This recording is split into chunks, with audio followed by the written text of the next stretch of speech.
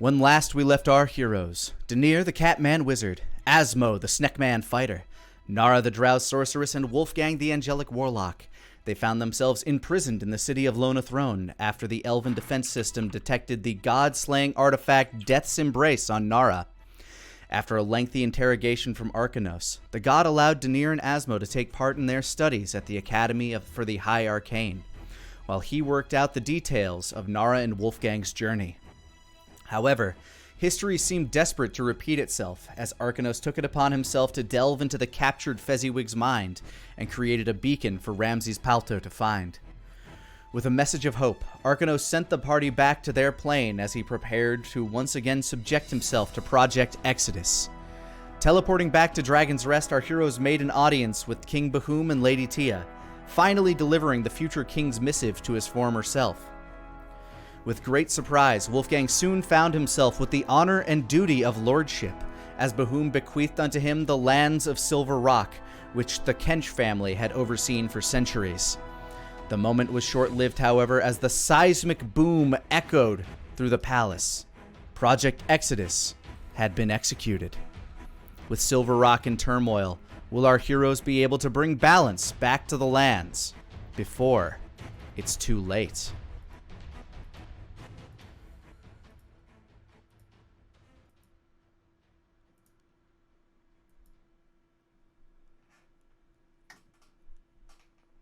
So, Wolfgang, you were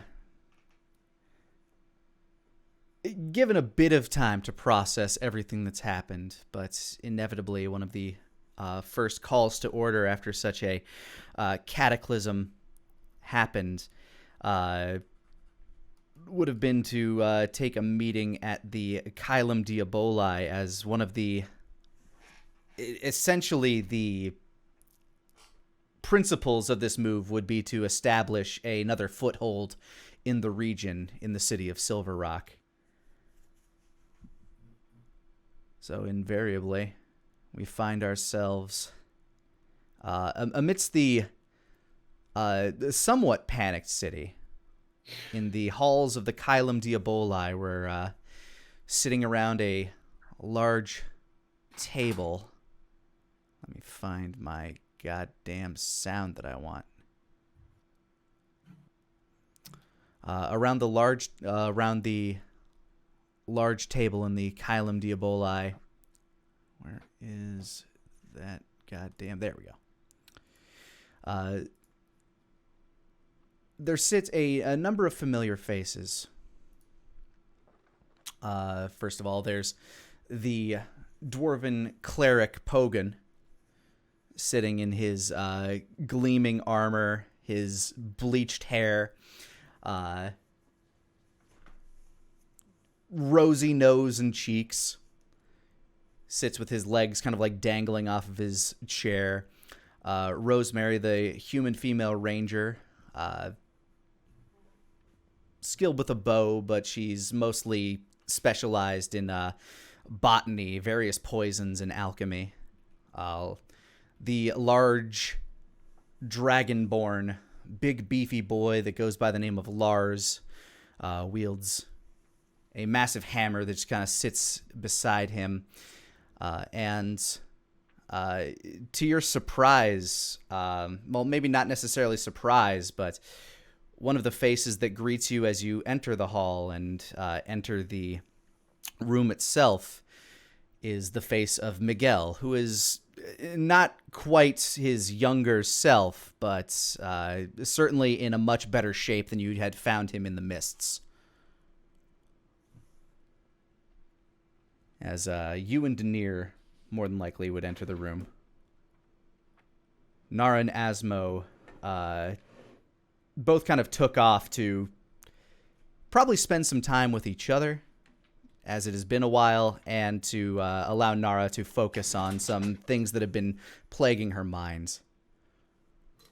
They're totally not at the meat house right now. They may or may not be. Hard to say. Ah, cousin. Ain't she a sight for sore eyes? He stands up and goes to like clasp your forearm to give you a hug. Yeah, I'll pull him in.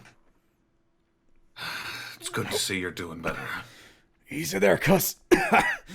Still a bit more brittle than I'd like to be. So, that commotion out there. What's going on? You look like you've been through the shit. Yeah. Several layers of a shit cake.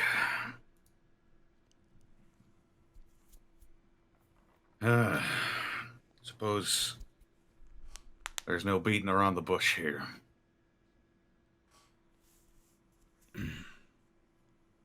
All of them kind of like lean forward. They've all sat back down. They all stood as soon as you entered the room, and as soon as you take a seat, they will sit back down. Thank you all for being here. Of course, sir. Wouldn't miss it. You've been gone for a while. Yeah. Not that there's been any lack of action around here, but we did miss you. I know you would have all done just fine without me, if I had stayed gone all those years. They look back and forth at each other very quizzically. He clears his throat, just realizing what he said. Pogan just... Luckily, it's only been a few months.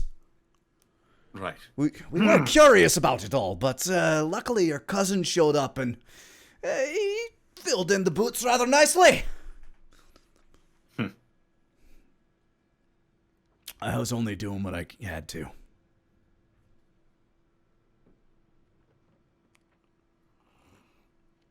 Capable hands. It's the family business, after all. Maybe expand it a little bit in the hands of these good people. How so?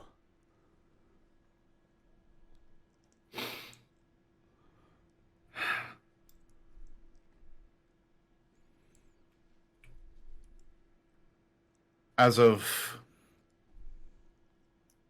maybe a few hours ago,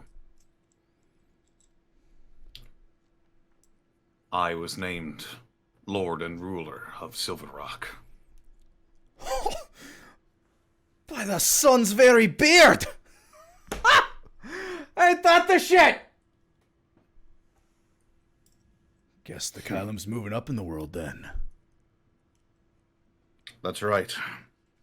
I'll be establishing a second location in Silver Rock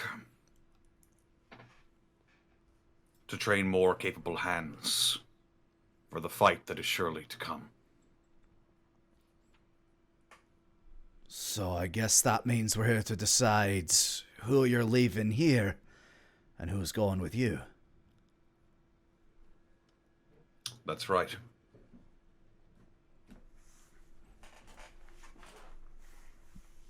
Well,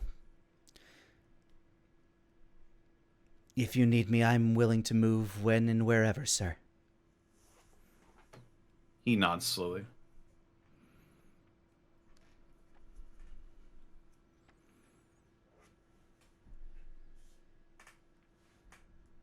Dragon's Rest, Kylem Diaboli has seen its share of interim masters in my many absences.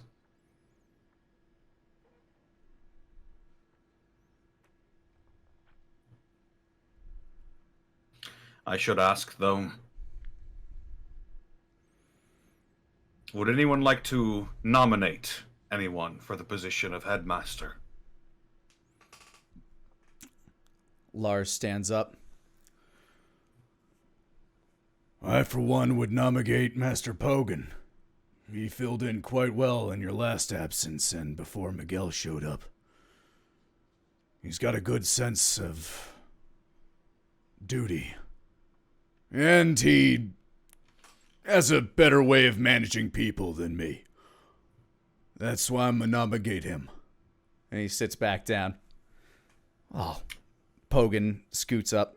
That's a mighty honor, Master Lars. But if I were to wager, I'd say one of your own blood, sir. Master Miguel. He's got a cool head, a steady hand, and he knows a good thing or two about killing monsters.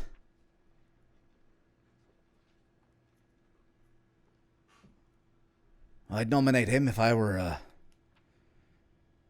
to be so humble. I nod once in Pogan's direction.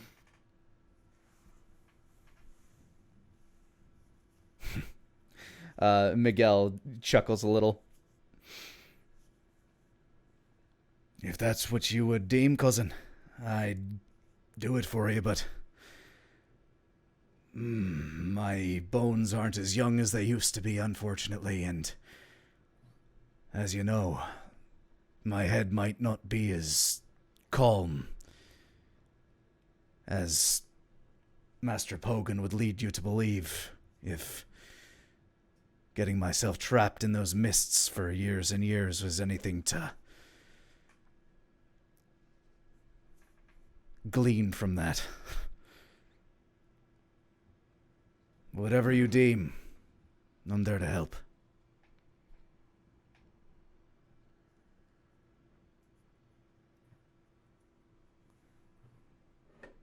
Could I insight him real quick? Go for it. Get my dice out.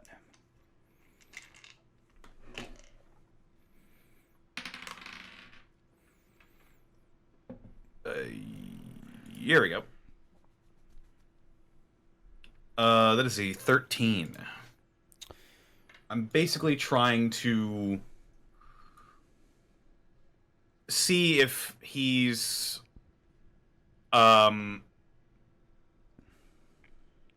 playing up his mental state due to a lack of confidence, or if he is genuinely been if he is genuinely not all there. He appears to be all there. If anything, he seems extremely self-conscious, as far as you can tell. He definitely blames himself for his rash decision to just wander into the woods aimlessly. He blames himself very much for everything that came from that.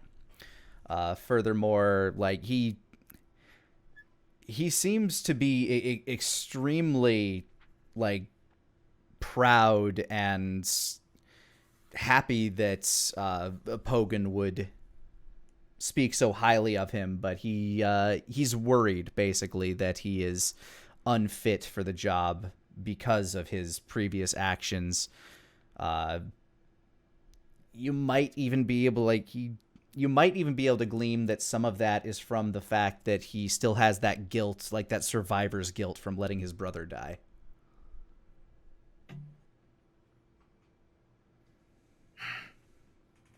But he seems 100% in his own mind, though he is being truly honest in the fact that he no longer has the same spring in his step that he had when he was young.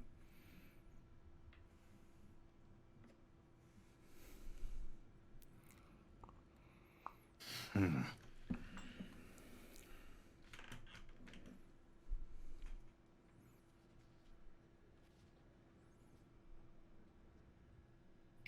And I'll look over to Rosemary as well.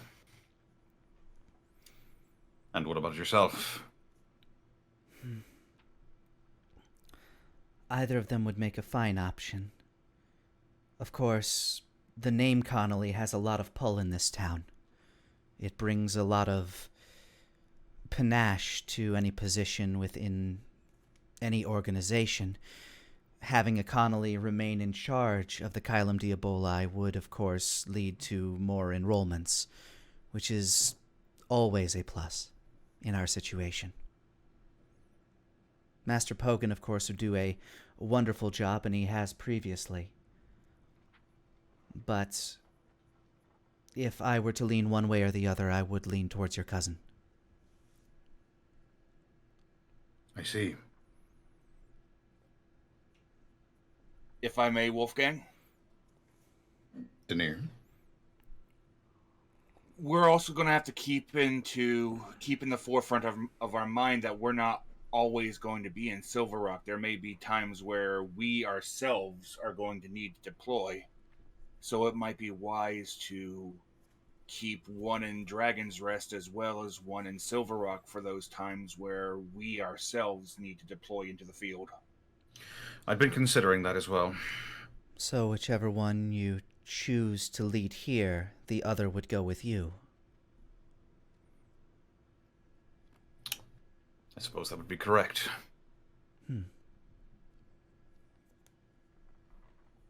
He, like, strokes his mustache briefly. Looks around the room.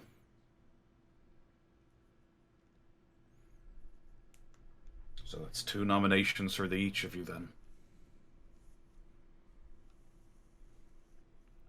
My count's correct. I believe that makes you the tiebreaker, sir. Do I still only count for one person? I weigh as much as at least 2 of you.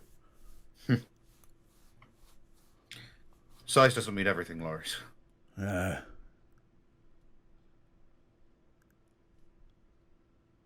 You say that, but you got all big lately too, so, Yeah. must mean something. Let's just say I'm doing a little cheating. Either way.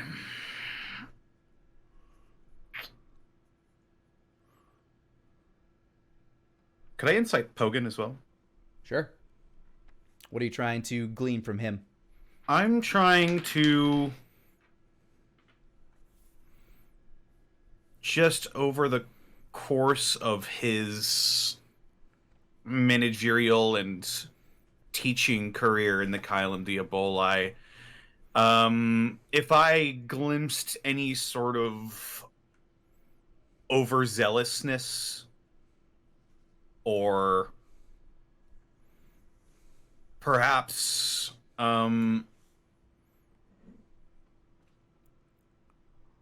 because he shied away from the use of necromancy before. I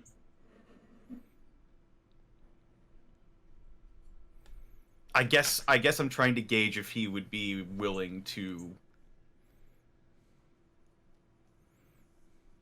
do some unsavory stuff in the name of saving the world. All right. That's a 12. Rolling hot tonight.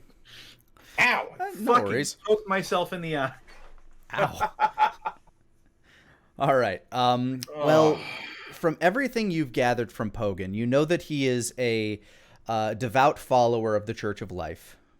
He does believe that necromancy is an act of unabashed evil and chaos, which he would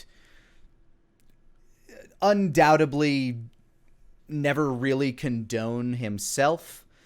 But you know that his belief in you and your vision, if it came down to whether or not, you believed something was necessary, he would probably side with you even if he disagreed with it. He would voice his disagreement.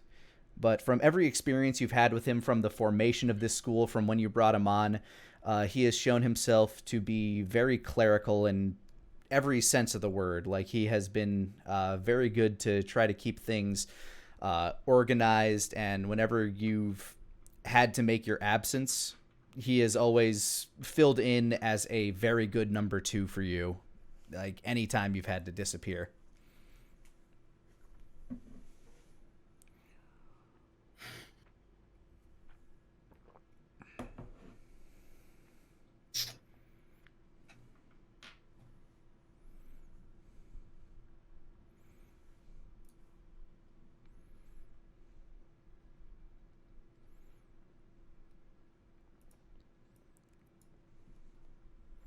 Wolfgang pauses for a moment, staring down into the wood grain of his desk in deep thought.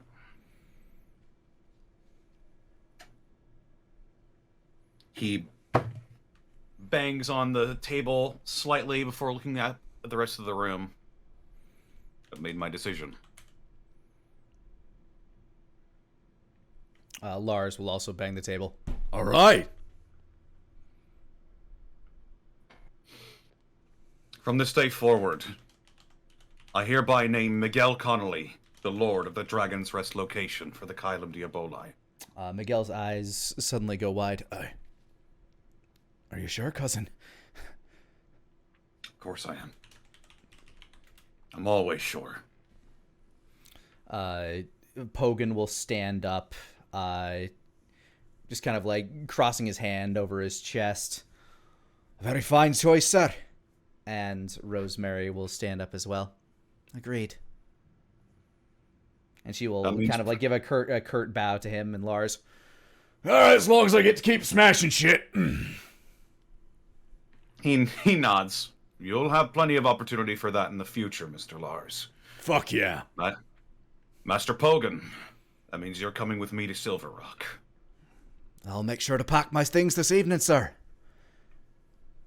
Good man. It's a great honor to continue serving with you.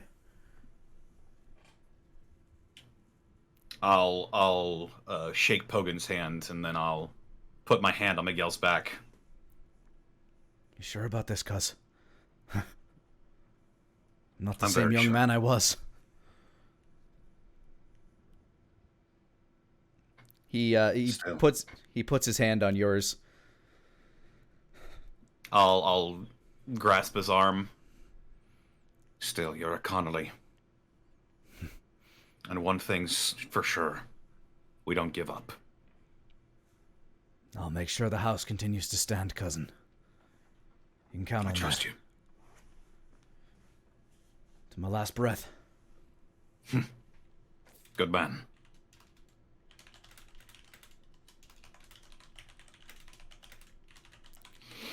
That brings up a second clerical question. Are you also leaving your house to Miguel as you are being uprooted? Yeah, why not? All right. No. No, buy your own place. That's my summer home, dick.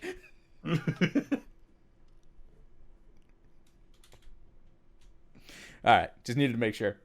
Mm-hmm. Grandpa's house is staying in the family. Yep. All right. So Pogan will be going with you. Are there any other members of staff that you want to take with you to Silver Rock when you make your move up there? Let me see. At the moment on your faculty, or at least your main faculty, by this point you have a number of instructors, but they are, just essentially students that really excelled at this point. Yes, I believe we've got Valiant Lightbrand, a cleric. Mm-hmm. Rebecca Whisperwind, a ranger. Yep, she's one of Rosemary's top students. Horace Bellbreaker, the fighter. Lost his master as Talia was fired. Good old. But he's been doing all right. He's doing fine. And Enoch Baker is also a fighter. Yep, that's one of Lars's, I think. Of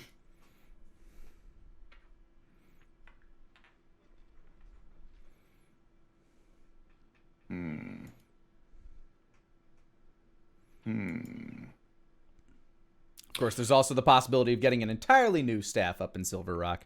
That is true.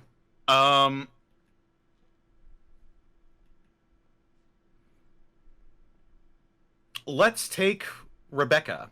Rebecca Whisperwind.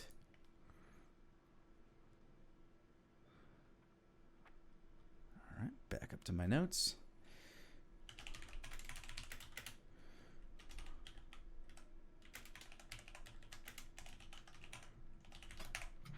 All right, you inform Rosemary of your call to do so, and she will deliver the message. She'll be very excited, I'm sure. We'll be needing some rangers up there. The forested areas are difficult to navigate. A wise choice, sir. Well, if there's anything else you need from us down here, all you need to do is send a message. I'll be sure to. She gives you a curt bow. It's been a privilege serving with you. It's been an honor having you. And with that, the room will clear and everybody will start getting back to their day-to-day as Miguel goes to prepare himself for his new life as the headmaster.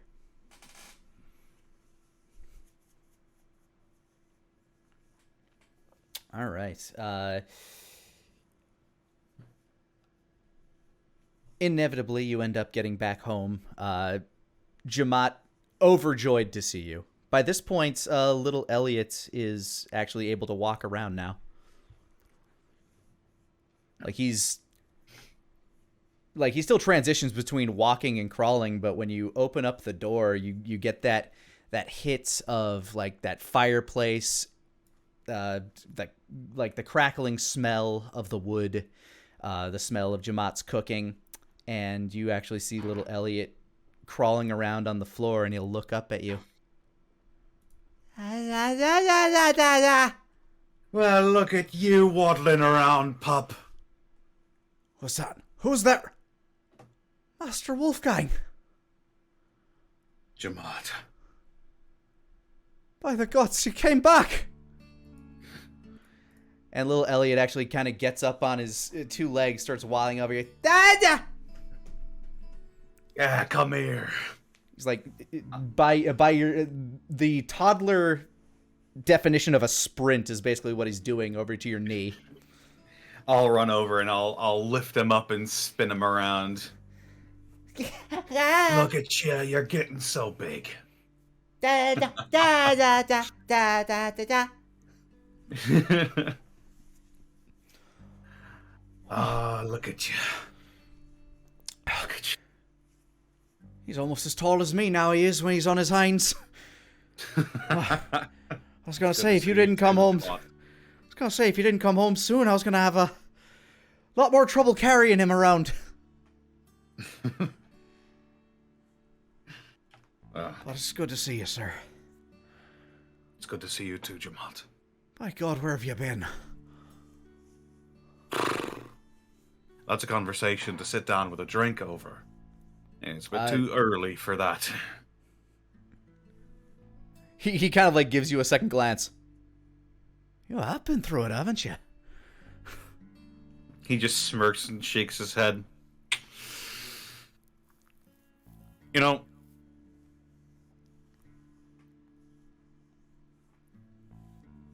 being born into this family, I thought I would have seen it all by now, but every twist and turn I go through on this journey, I just keep getting humbled at every corner.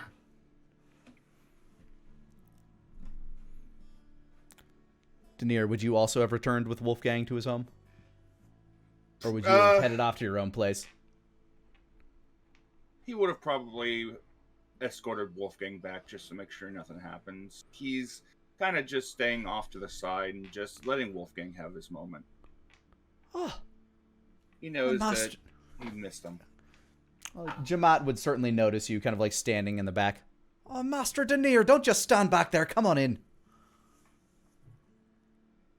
Didn't want to interrupt. I know that Wolfgang's been missing Elliot quite a bit on the road. No such thing, sir. As far as I'm concerned, you're as much family as anyone else in this room. Here, here. Now, come on. I got some stew cooking, and I can always throw some more veg in. That sounds lovely. And as you regale Jamat throughout the night with the parts of your adventure you deem worthy of telling him in front of the baby, you all enjoy a nice full meal. He's cooked up some beef stew with carrot, potato, celery, and he even baked some soda bread. Soda bread. Oh Yeah. man, I haven't had that in years. It's man, like I think St. Patty's Day. I'm like, oh, I need some of that.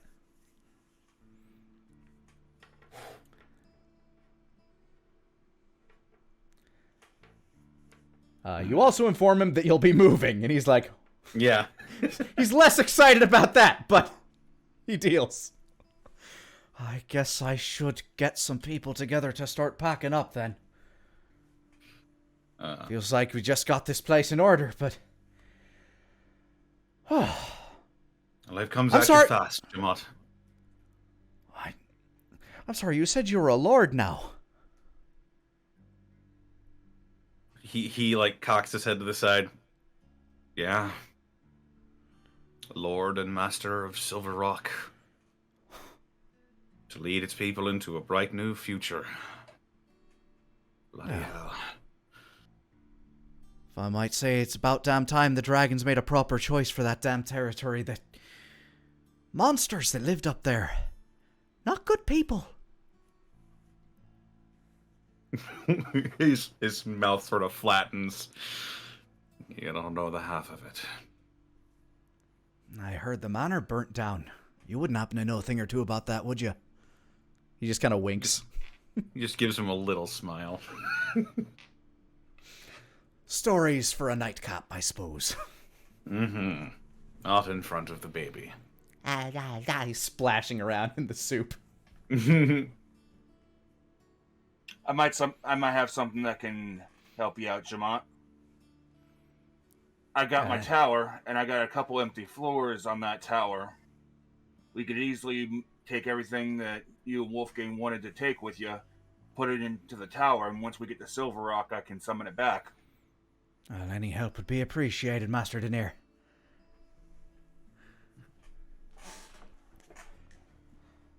No sense in bringing who knows how much of everything all the way from here to Silver Rock. That'd be a whole caravan, probably. True. And I suppose we should leave some of the finer furnishings behind for your cousin. Don't want to take everything. I'm hoping that whatever stipend the king has offered you would be enough to refurnish a house. So, I suppose we'll tackle it as we do. Mm-hmm.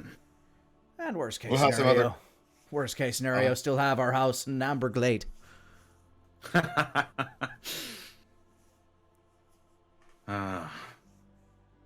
Wouldn't that be something? It's a Doing fine all cottage. this to end up back there. It's a fine cottage, though, it is. Yeah. Well, you lot have probably had a very long journey. I would start cleaning up. And he starts moving to clean up dinner and such for you. And you guys spend the evening reminiscing. Denier, what else would you do in the evening? If Wolfgang is willing to join Denier, I think it's time. Towards the evening, about bedtime, Denier would approach Wolfgang. So now that we're back, I wanted to at least give you the opportunity to be there. I'm going to give the boy his mother's face back. You want to be there for it? I ought to be there for something in his life.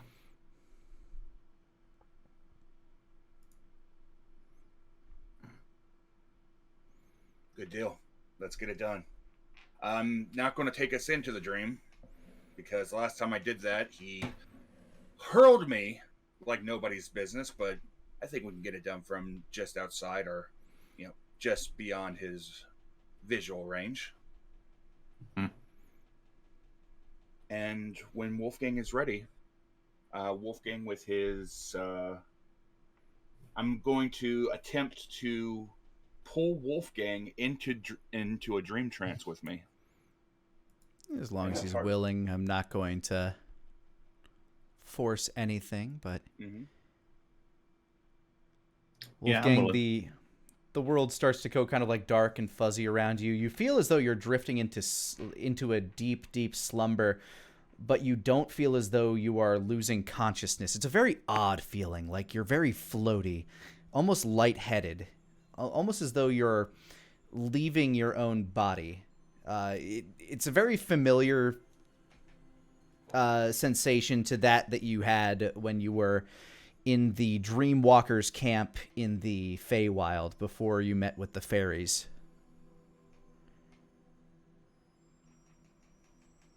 The world begins to kind of shimmer around you, ripples, as the ripples kind of like blur and fade into a deep, starry abyss. That abyss begins to kind of like wrap itself as a cowl around Denir's neck, and you find yourself floating in a galaxy of bubbles. Welcome to the Sea of Dreams.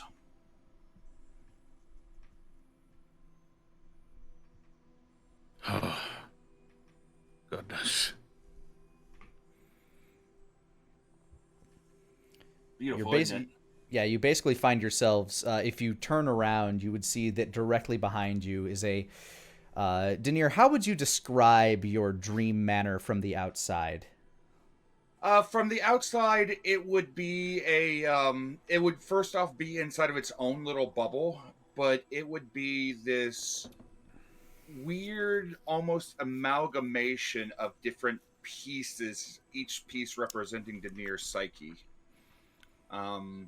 The best way I could kind of describe it is it looks kind of cobbled together like the castle from Howl's Moving Castle.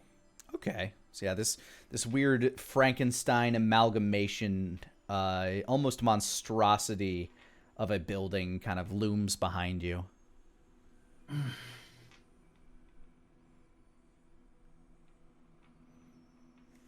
Bloody hell. Eventually, I'll get you to be able to go in there. That's what I've been working on. Think of it as the physical manifestation of my psyche. It's a lot more comfortable on the inside. It's a lot bigger on the inside too. But let's find your boy, shall we? Let's. Give me... I was going to say, give me an Arcana check with advantage, as not only do you have Elliot's father with you, but you are very familiar with the young one. That's a 31. Oh my god. As Denir's eyes kind of begin to glow and you take his hand, you don't feel like you're moving, but everything around you begins to shift and turn and move, except the large house that continues to loom behind you. The bubbles that you're surrounded by that almost kind of look like pinpoints of stars from a distance, they start to, like they streak into this beautiful rainbow of a light as you begin to kind of like shift throughout this plane. And finally, it begins to slow down as you approach this ball of luminous, like effervescent light. And you kind of like pause above it. To you, maybe you look like you're maybe somewhere between 10 and 50 meters out, but it's kind of hard to judge distance in a metaphysical plane.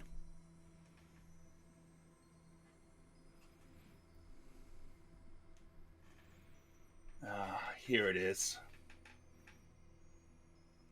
Sounded a lot better. A lot easier than last time. Is it the same dream as before, Lani? As you float down a little closer to it, leaving the house behind you this time, and now you do kind of feel yourself moving as your vestments kind of flap in the metaphysical breeze. As you approach, you see what appears to be the interior of your home, Wolfgang. and Elliot just kind of flying with wings on his back around, giggling and laughing as he's chasing what appears to be a small red bird.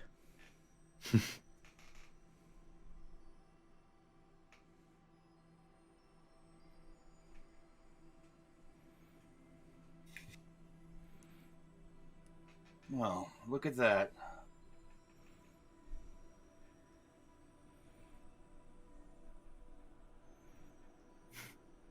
Any sign of Jamat, Wolfgang, or Akazi inside the dream? Doesn't look to be so yet. The dreamscape seems to shift as he continues to follow this little red bird out a window and kind of like flies around a remarkably well memorized map of Dragon's Rest starts to kind of like appear beneath as he flies a little bit higher. Like it looks fairly accurate to you, which is bizarre. Glances over towards Wolfgang for a moment, then he turns his attention back. Huh. That's interesting. Yeah.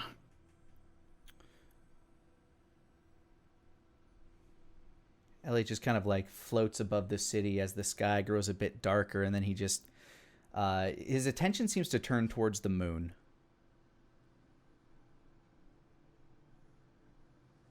I think I saw this before. Stares at the moon for a while and giggles.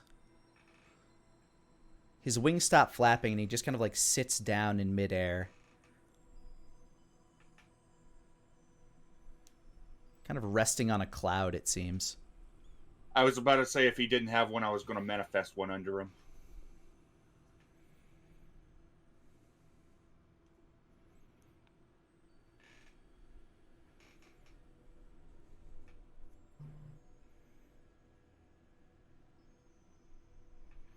You said you've seen this one before? Once. A long time ago. Something similar.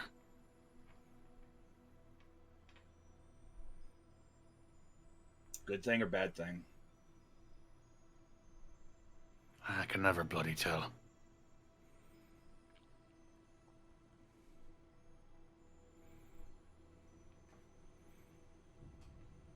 You can see the moon shifting through the sky as it begins moving closer and closer to, although the sky seems dark, it appears that the sun is still burning behind him.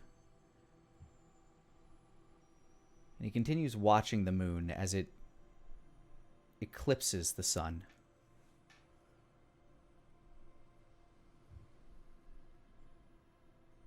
And suddenly in that dark ring where you can see the sun's light kind of burning around the sun, at the very center of that ring, Elliot begins to illuminate.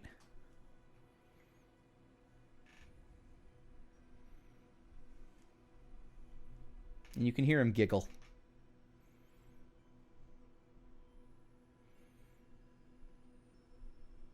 He seems to be enjoying himself.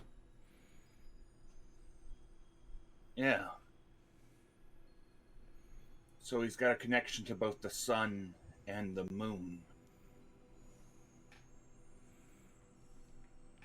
And as the moon begins to shift away from the sun, you see kind of emblazoned in the sun, though it's really hard and bright to look at. Wolfgang, to your eyes, go ahead and make me a perception check with advantage as you are kind of luminance incarnate in a way. 6. Well, shit. Denier, go ahead and make me a perception check as well. Okie doke. 18. Very faintly in the sun that you're trying not to stare into, even though you know it's just a dream sun, you can see the shape and contour of Wolfgang's face.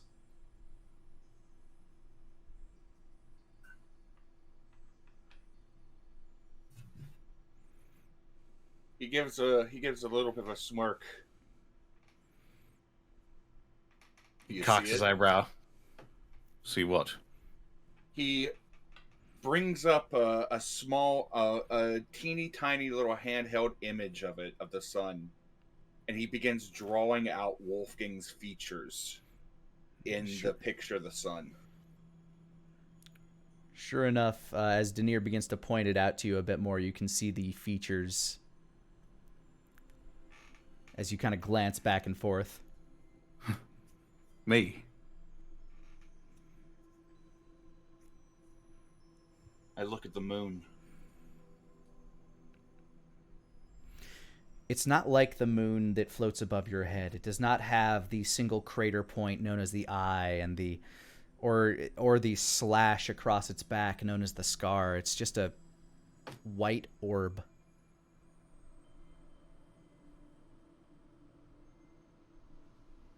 I think it's about time we fix that. It's just a blank orb, correct? Yep, I mean, it has the textured features of the moon that you would stare at and say, yeah, that's a moon. But it doesn't have the telltale features of the moon that you look at every night. I'm going to modify the moon to have the features of a KZ, so that it can relate to the sun that has the features of Wolfgang. All right, go ahead and give me an Arcana check. 24.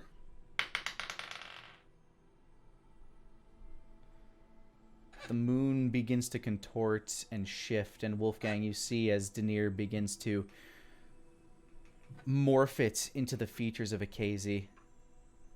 Elliot goes silent in the dream and just stares at it.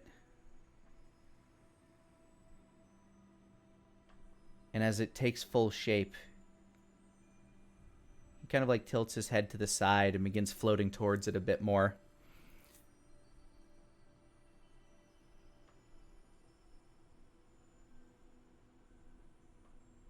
The boy turns after staring at the moon for a moment, and his eyes, glowing a bright white, stare back out at you, Denier.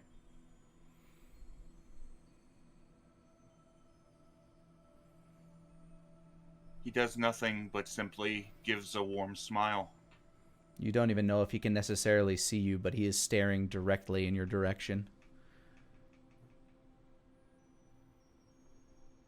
The dream ball itself begins to kind of frost over with this opaque light.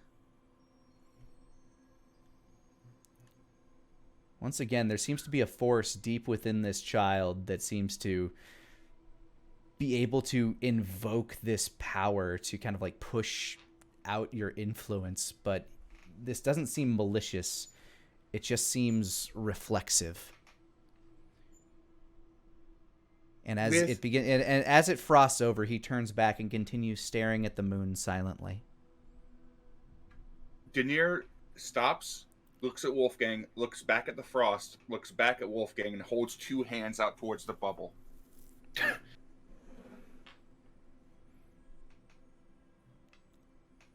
want you both to make me another perception check as the orb continues to frost over. 10.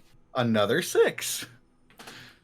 You hear the baby voice of Elliot mutter something, but you can't quite make it out. It's a very small word. And he seems to say it with a hint of almost kind of inquisitiveness to his voice, as much as a toddler can have. But then the orb frosts over entirely, and you appear to be locked out. He knew. Instinctively, he knew. He just needed to be shown.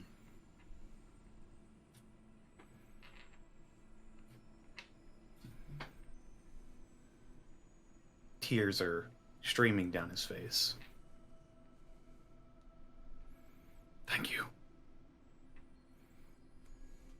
He reaches out and wraps an arm around Wolfgang's shoulder and nods. Of course. I told you back in the mists I was going to do it. The boy deserves it. You deserve it. And here's the best part. Anytime I interact with somebody's dream, they have perfect recollection of that dream. He's not going to forget it. He's not going to forget her face.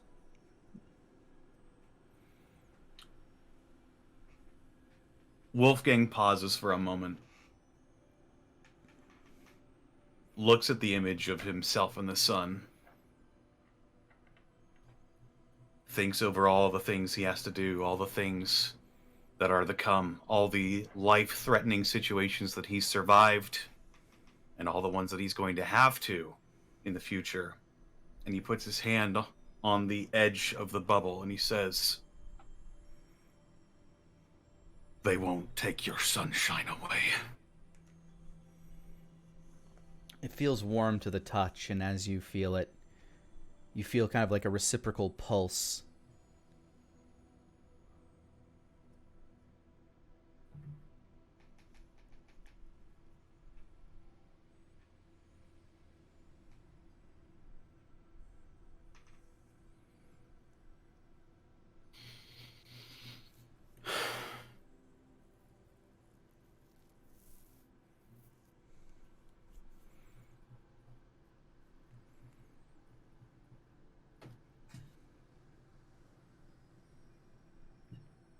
Nothing more seems to happen with the ball itself. Suppose that's it then. Then let's bring you back where you need to be. And Daenerys is going to reach out and, if possible, he's going to escort Wolfgang to Wolfgang's own dream bubble. Simple enough. You are able to basically form his bubble wherever he happens to be within the dreamscape. It's not like these bubbles have addresses. They just kind of form as the people fall asleep. I gotcha. Well then, Wolfgang Connolly, Lord of Silver Rock, I bid you a pleasant sleep. That's gonna take some getting used to. All right, Somnium Vagus. Do you just leave him sitting in a throne? Why not? Daenerys is gonna fuck with Wolfgang just a little bit in the most playful way possible. He is going to have, his dream is going to be this massively ornate Silver Rock, kingly. Wolfgang is going to be in these Conan the Barbarian posing. 21st century, doing something mean to it. Just over the top. It is going to be magnificent and beautiful, and he is just going to fuck with Wolfgang just a little bit. Wolfgang, you find yourself sitting in a throne, almost Conan the Barbarian posing with this big ornate crown on your head. Just confused as fuck, sitting in this great hall with a massive hearth and a large cadre of people, courtiers standing before you. And then directly behind your ear, you hear the blares of trumpets as they go... You expect me to sleep through this?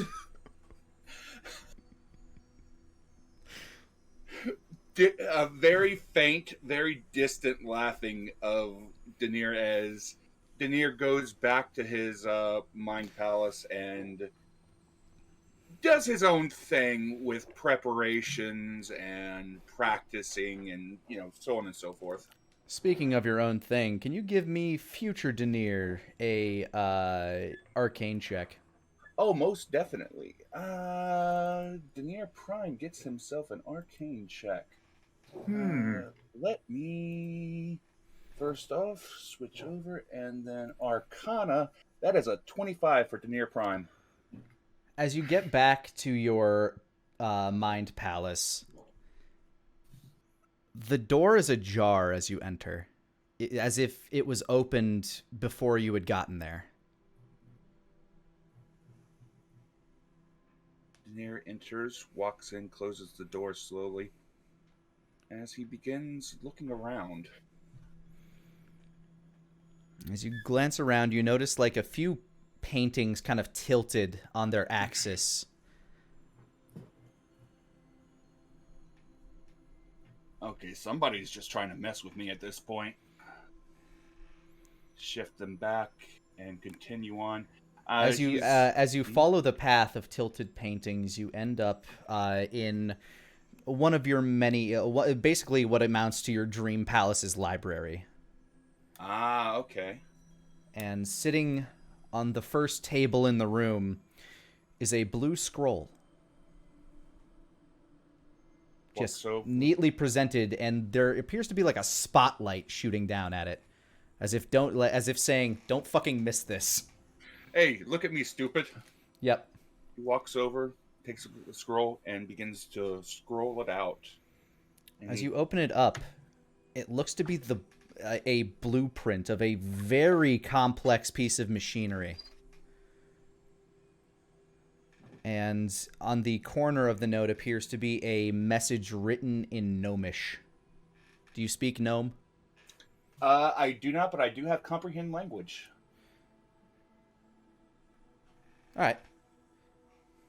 But yeah, this piece of machinery, it appears to have like 2 wheels and a very complex bit of machinery that it's not quite clockwork because it involves combustion. It's almost the cross between like a clock and one of Wolfgang's firearms, but there's even more complexity to it. Picks it up, looks it over. If it's clockwork, and looks like one of Wolfgang's firearms. Yeah, like the technology seems to be crossed in there. You can give me a... What the fuck would this be? Just a base intelligence check, I think you might be able to, like, because you know enough gnomes, and you've seen enough of them at work. 15. I know 3 gnomes specifically, but I have one specifically in mind. Yeah, no doubt. You are able to determine that the signature on it is that of Timray. But the machinery itself is very hard for you to decipher exactly what it is and how it exists, but you are able to get a good look at this note and this scroll. Then I am going to immediately grab the note, grab the scroll, memorize it, and I'm immediately going to bolt for Timry if I'm able to this stream. Let's see. This time of night, he might be asleep. Yeah, I'll just say he's asleep. Inside of Timry's dream, as you enter it, you can't help but feel the crunch of scrap metal under your feet. You see sparks flying and the sound of hammering as dozens of arcanatons are like working on other pieces of machinery, and standing high above on a parapet, wearing kind of a top hat and with kind of like a cigarillo in his mouth, stands Jamat, who's overlooking this self-replicating army of machines that are building more and more stuff for him. The voice emerges from beside him. Interesting workshop you have here. Yeah, I'd say so. What the fuck? I'm sorry, I meant Timry if I said Jamat. Yeah. The hooded figure slowly glances over and, not wearing the mask, just cat face, glances over slowly as a warm smile appears. Hello, Timry. I don't usually dream of you. It's happening. That's because I came here of my own free will. I've got something for you.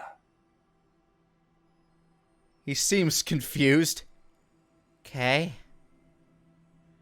He shows the blueprint as he manifests a table nearby, and he puts the blueprint down and begins to unfurl it. How the fuck did you do that?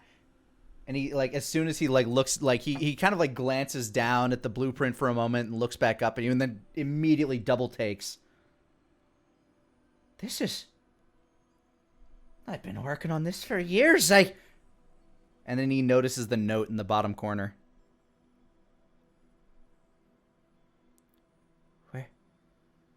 Where did you get this? Let's just say it came to me in a dream. He gives a little bit of a smile. Lord of Dreams, after all, right? I guess so. Thank you. And you can see tears kind of beginning to well up in his eyes as he's looking over the note in the bottom. You and Talos have done so much for me in the past. Any opportunity I'd have to repay the favor, I got to, right? I suppose so. Is this real?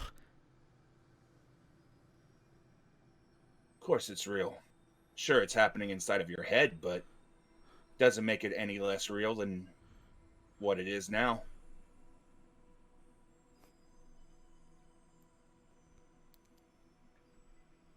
Thank you. He gives a gentle nod. Of course. He continues to pour over this. He's continuing to pour over this blueprint, only paying you kind of like half a mind at the moment. He'll watch him for a little bit, but eventually he'll just give a nod. Your family, after all. Take care of yourself, Timry. And he fades off into mist. You too. You hear as you fade back. The workshop beneath him had gone completely silent, and he's essentially, by the time you leave, in his mind, he is simply sitting in a black void at this table, looking at this scroll. And you go off to do your business in your own dream. He sits there, as he's doing his own thing, he's curious what the hell is going on and why these things are happening to him. But they're good things that he can see. But he ponders on it for a while. You were saying, Lenny? I guess you could make an Arcana check to try to, like, figure that out for yourself. Okay. 14? Oh, wait. That's an intelligence check. Yeah, Arcana check. Okay. That's a 23. You have a number of things that you could probably guess, but your best guess is that everything that Wolfgang told you about, like, the fact that you were traveling with him and that you guys got separated in the infinite, you think there's another you out there somewhere and that he's able to interact with you, but maybe not directly. But even having this knowledge, you're not sure what effect that might have. Mm-hmm.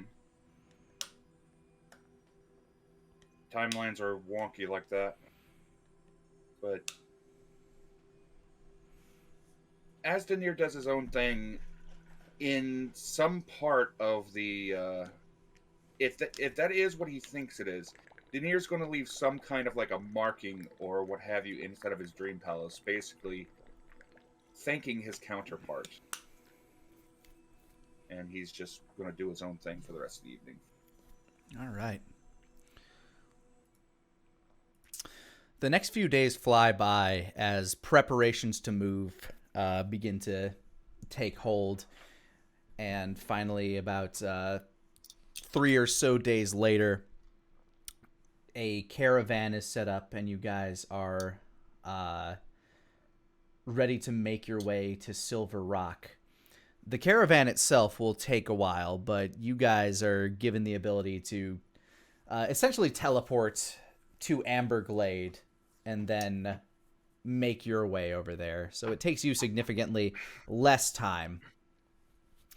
You are sent ahead with Pogan, as well as Venariel, who is going to oversee the deconstruction of the Soul Gem, as well as kind of be your, let's say, like, intermediary between what you guys are doing in Dragon's Rest. Kind of like what her father was doing up in Mikernoct. Pretty much, yeah. So she is kind of like an emissary, as she is Tia's most trusted person. In Amberglade, like actually a little out of Amberglade, you are, you come face to face with a platoon of soldiers who lead you to Harash, who is going to lead you the rest of the way to Silver Rock. As you approach him, he's standing kind of like partially like, how to phrase this. He still has that same cocky stance that he always does, knowing that he's the most powerful person there, but he's also a little surprised at what exactly his assignment has been. And as you approach Wolfgang, he's kind of giving you this kind of half sneer, half smile. Like, you can tell there's definitely a part of him that's happy to see you, but the circumstances are bizarre to him. Well, look who's finally back. The odd situations we find ourselves in, Lord Harash. Mr. Connolly, or Lord Connolly, I guess. That's going to take some getting used to. Yes, it is. Oh. Well, shall we? And he kind of like gestures down the road towards Silver Rock. Suppose we shouldn't burn any more daylight. And along with a few wagons of provisions that Harash has gotten together to help with the transition, you guys begin making your way towards Silver Rock. Let me move the indicator to justly. There we go. Along the way, Lani, just to pass time, Daenerys would absolutely tell Harash the tale of Goatchunk. He would be kind of amused. So that's what happened to cause them to get in such a stir. Man, they were not ready for that battle. Did I tell you what happened that day? You said some red thing got blasted out of the sky by the cannon. It was the most bizarre thing. It came down in a fireball. Just rose up out of this crater, started yelling something about ascending, and then boom! Right into the mountain. And he points back towards the Kuldara, which is kind of smoldering in the distance. Speaking of smoldering in the distance, you note that the mountain in the overgrowth is absolutely gone. There are a lot of rocks and debris kind of scattered around this area. Fairly small. Like, it would almost be unnoticeable if it weren't for the fact that the material itself was just kind of different from the rocks and the landmass around you. But there is a massive missing mountain in the skyline off to the east. And as you get closer to the walls of Silver Rock, the kind of hasten together stonemason walls, you notice that quite a few of them were pelted by some of the debris from the explosion of Exodus. They are currently being worked on by people that already lived here, but the closer you get to the town, the more rocks you notice and the larger rocks you notice. Yeah, it's been a rough few days around here. When that mountain exploded, everybody kind of went nuts. And they thought that, losing the manor house was a big deal. The people here are still trying to recover, and the new news hasn't exactly calmed anybody, so I don't envy you. Another reason I'm here. I'm gonna help keep the peace where I can. Don't get too used to it. I still gotta get back home at some point. Oh, I imagine not. I already have your replacement designated anyway. Kind of cocks an eyebrow. And he kind of looks back at the crew that you're traveling with. Any of them? Well, they're not here yet, but... So. Who'd you have in mind?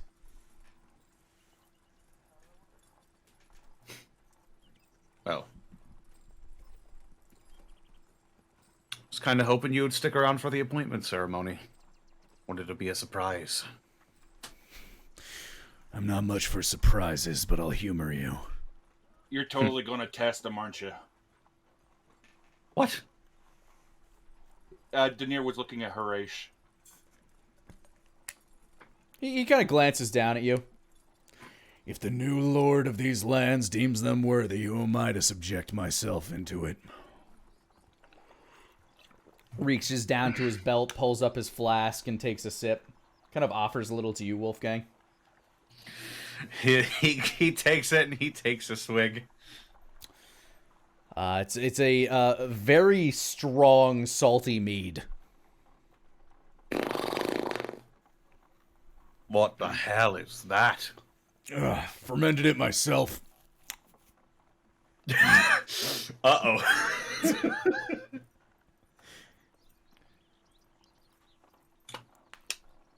There are a few berries out and about. Picked them, threw it in. Figured it worked.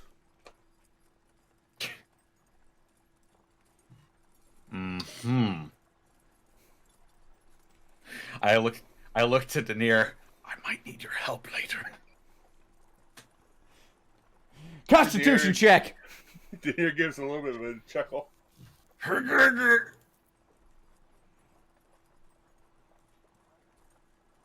12.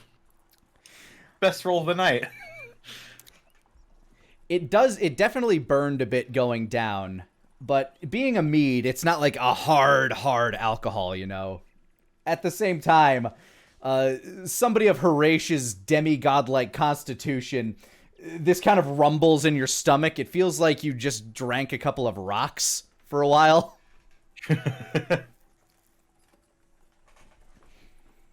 It's gonna be a rough first day on the job. If you need more, I got more. I'm good. You said the people went nuts. How so? Well, as soon as they realized that a lot of their richer neighbors had up and vanished, there was a lot of looting, a bit more arson. And with the explosion, well, let's just say the looting of that particular part of town didn't exactly get much better.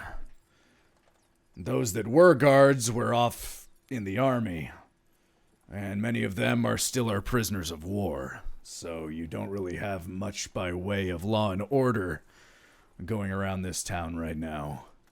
So you make do with what you had. So most of the standing army is in custody. Those that surrendered, yes. Others tended to. Those that fled have not been caught. and we are unsure where their allegiances lie at the moment. Many of them will probably give up as soon as they realize they have no leader left to fight for, but anybody that's more devout to their former ruler, well, hard to say. There wasn't exactly much love for the dragons in that army. Fair enough.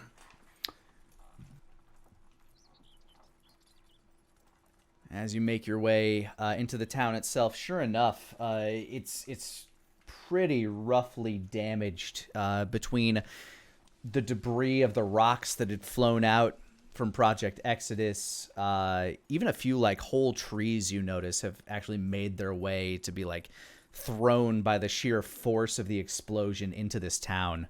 It's like a hurricane swept through almost. There are people chopping these large trees in the streets, people trying to fix their houses, and as soon as they notice all of you marching through, many of the women and children tend to go into their houses and just kind of like hide a bit. Some children stay out and, keep their eyes on you, like, they're fascinated. Some of the men try to pay you no mind. Others will glare at you. Some of them, it would feel like a minority, look at you with a sense of relief, as in, like, they aren't having to deal with this crap by themselves anymore.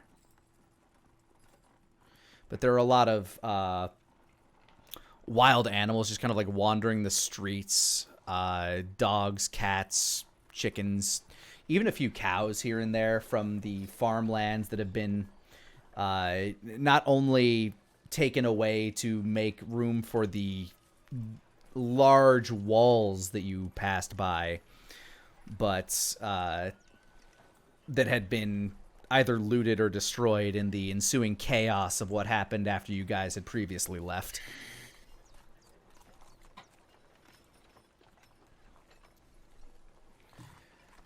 And then as you get further in,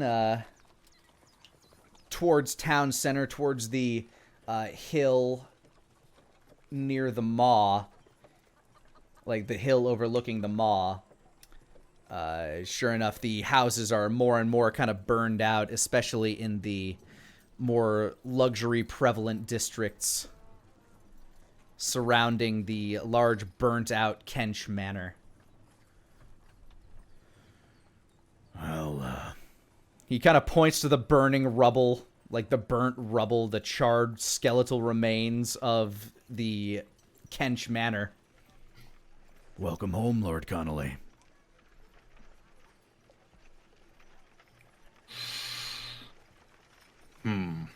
It's a little bit of a fixer-upper, to be sure. Good neighborhood, though. Well, it was. We'll make it so again. Let's hope so. And here is where we'll take a break. Hey guys, Lani here. I just wanted to thank you for rolling with us. And if you wanted to catch us live, you can do so almost every Monday at 5 o'clock Central Time over on twitch.tv/Lanipator. Now, back to the show. All right, so you make shelter for like the first few nights. Honestly, it would probably more than likely than anything be the fact that Daenerys would probably put up his tower for you. Yeah. But as first order of business over the first couple of days, as Harish kind of helps you to maintain order in the town, make sure everybody stays peaceful while this transition gets into place. Where of the small group of people that came with you are some of the architects and planners for the buildings, and they are set to kind of like, mark out spaces for where you want to build stuff. At present, you're kind of in town center, which is basically at the hilltop, the quote-unquote like luxury district where Kench Manor once stood is almost like the dead center of town on a hilltop overlooking the maw. And out back of the manor, sits the massive cannon that Daenerys and Venariel are currently working to dismantle. So, Wolfgang, what I would ask first is, where would you want the Kylum Diaboli, the campus, to be built?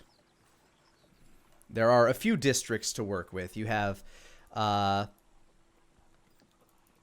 essentially to the south of town / the like southwest of town. I'm gonna actually move the smiley face out of the way, but kind of like to the south, the mountainous area. That's where a lot of the mining takes place to drive up the silver from the veins in the ground, which will also be very beneficial for a demon hunting academy to have access to silver weaponry. But that is where, the mines are. Out to the west is typically more of the farmlands, but currently there are those large, not very good-looking militarized walls sitting out that way. And, of course, the town itself, you have what is essentially a market district where farmers would come to sell their goods, as well as traders would come to trade their space. It's like a kind of a formal bazaar, basically, where you have storefronts and you also have little stand shops for people to sell produce. And sometimes traveling merchants will have spaces to set up their own stands or wagons to sell things in. You have what essentially would be a kind of a lakes, like a riverside park type area, which also stands as kind of like a town festival or meeting area. Notably, this is the space where Denier nuked the king. That's probably going to be great for our reputation. Wait, yeah, they're not fans of the dragons, so it's true. It's very true. They'll be happy. Points in our favor. Hey. And closer to town center, of course, is where the richer would live as you get higher on the hilltop. And then dead center was Kench's large manor.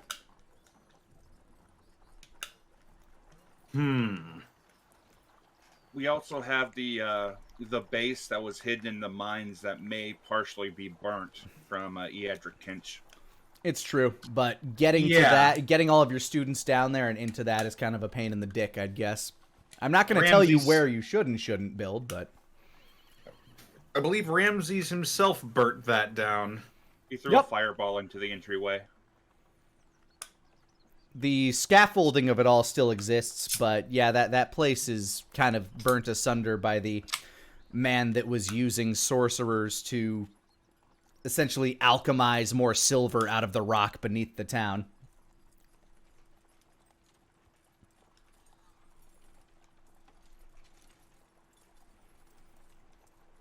That said, his efforts did leave you with a lot more silver than you would have had otherwise. That is true. We could also repurpose that space for something, but that probably will come later. Very true. And you know that somewhere in the burnt-out husks of Kench Manor, there is a passageway that leads down into the mines in order for him to get down there. So, yes. I would say, I would normally say put the Kylum in the rich district, if only because it's in the center of town. Yeah, bear in mind, the quote-unquote luxury or affluent district does no longer have to be that. You are now in charge of districting and how things are going to be handled, so there doesn't have to be wall-to-wall manors in this area. As most of them have been burnt anyway.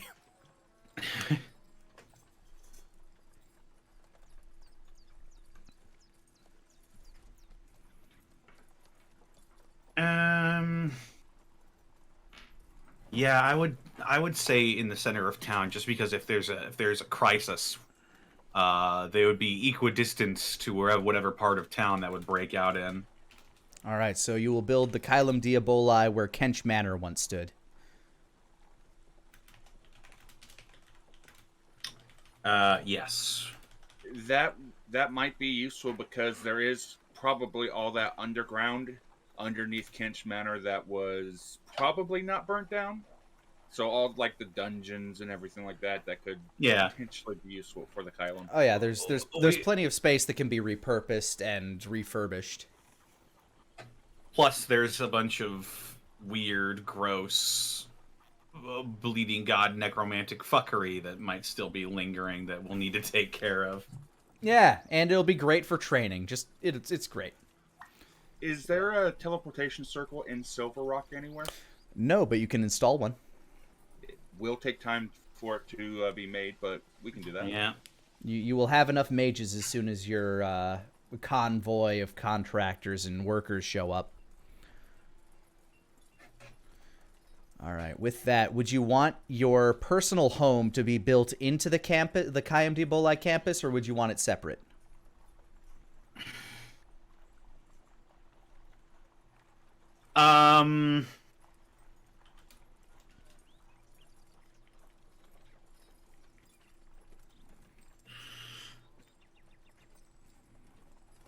I think it'd be nearby, but it probably wouldn't be a part of the same installment.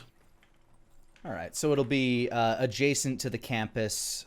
You will have your... I'll say for the sake of it that... let's see. Would you want your home adjacent to the Maw or closer to the town itself? Closer to the town itself. All right.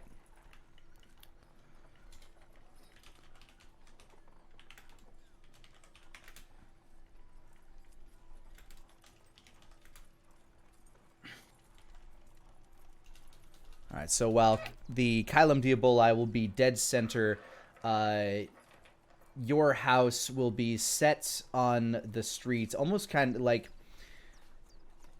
It would almost be kind of built close to the gatehouse for the Kylum Diabolai. So you'd be kind of like just across the way from the campus itself, able to get to it at kind of a moment's notice over the night, but kind of on like the second ring of the hillock that it's built upon. Still pretty private, but yes, want to be nearby.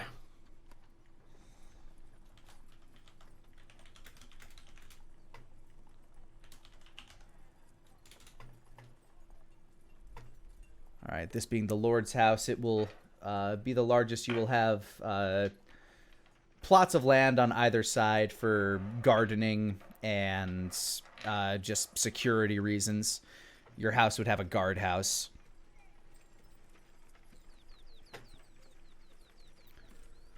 Excellent.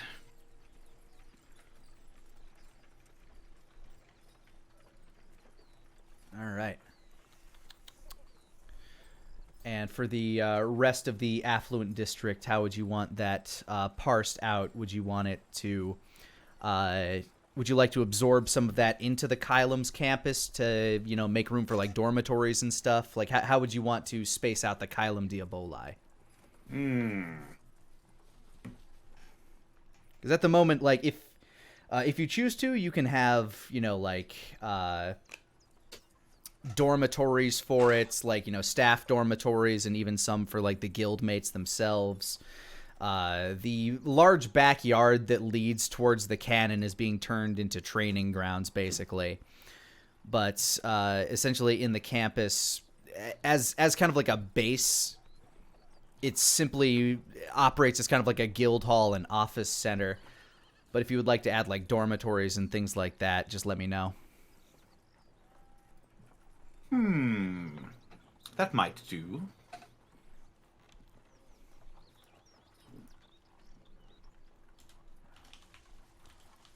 Dormitories. Hreish mentioned that there weren't a lot of the wealthier people left in the rich district anyway, so they're probably just sitting there, rotting away. Yes, those that were not eaten by Ms. Vileblood Kench were either driven out or driven mad. Damn. What a loss. Anyway, Literally the rich eating the rich.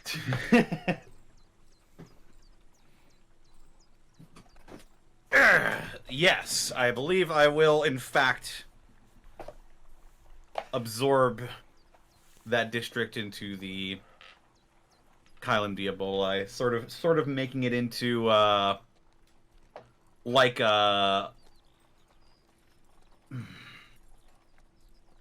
what would it even I guess like a campus district, I suppose.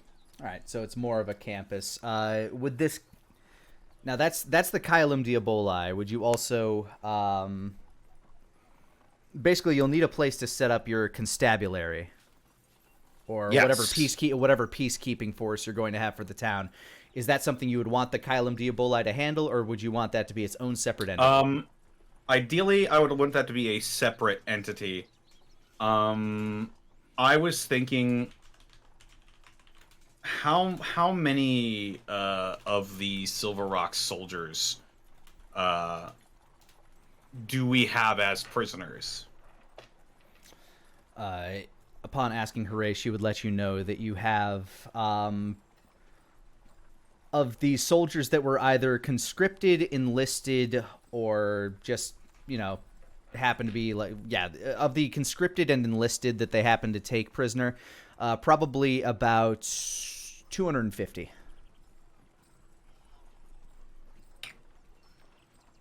That are seemingly, reasonable people, basically. Yeah. And these, quote unquote, seemingly reasonable. Mm-hmm. So odds are some among them probably aren't exactly for your cause. Gotcha. Not all of them are eager to come back to work if it's working for me. Pretty much. Some of them could probably be compelled to, though. Some of them were obviously just enlisted and drafted into a war they didn't necessarily want to fight. Some of them really believed in the cause they were fighting for. Some of them kind of did, but it was mostly propaganda, brainwashing kind of shit. So, it's a spectrum. Mm-hmm. I would put the offer out to any of the prisoners that we have. If they wanted to return to work for me, they can. In the interim, I would say I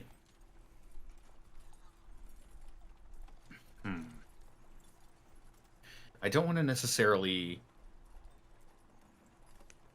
unleash the Kylum Diaboli onto the general masses as sort of a policing force. That seems a little... And outside of the scope of the guild, I get you. Yeah. We're not meant to deal with mundane threats. We are specifically for extraplanar, extraterrestrial, and supernatural threats. Yeah, you hunt monsters. Phil down in the grocer isn't a monster. Yeah. Yeah, you also notice that while you're building the academy and people that might have questions about it, specifically fielded by Pogan, he would let you know that some of the general buzz around town, there are some people that think like, oh yeah, that's cool. Yeah, no, there've been like shit that's like popped up in the mines and things like that. So there are some people that are generally excited, but due to the religious zealotry of the previous rulers of town, there are some people that are still kind of skeptical about building a place that is specifically tailored towards some sort of ideation, basically.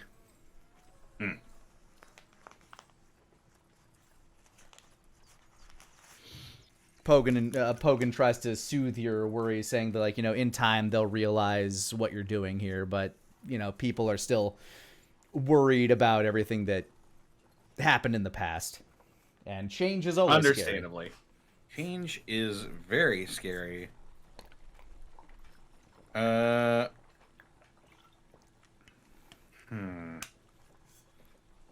also see around town, like, if anybody wanted to enlist to be a peacekeeper, obviously there would be a fielding process. Don't want any ne'er-do-wells to get in. But seeing as how these are my people now, I would like to, get them feeling safe again. Go ahead and give me persuasion check.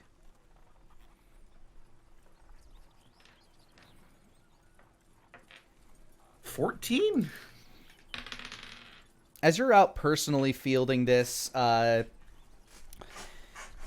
are no doubt a lot of people that are still kind of like strange to the idea that, you're the one in charge here.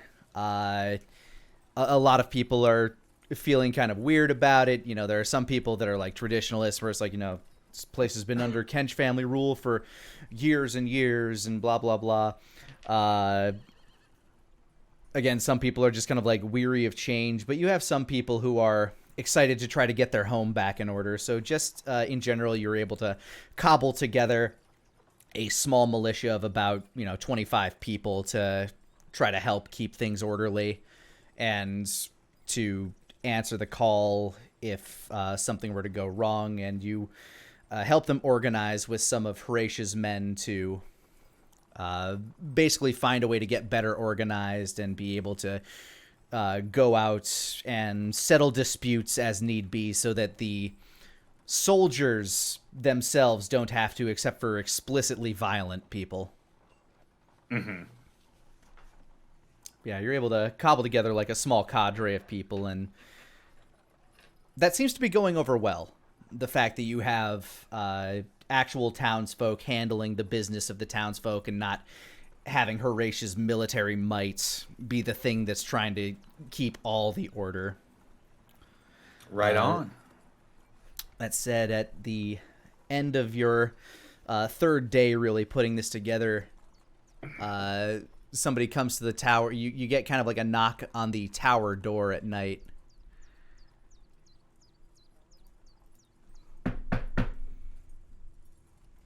I guess that would be Daenerys' call to let them in. Daenerys would let them in, without a doubt, to open the door to allow them. As you open the door, there is a large stuffed bear sitting at the front of the door.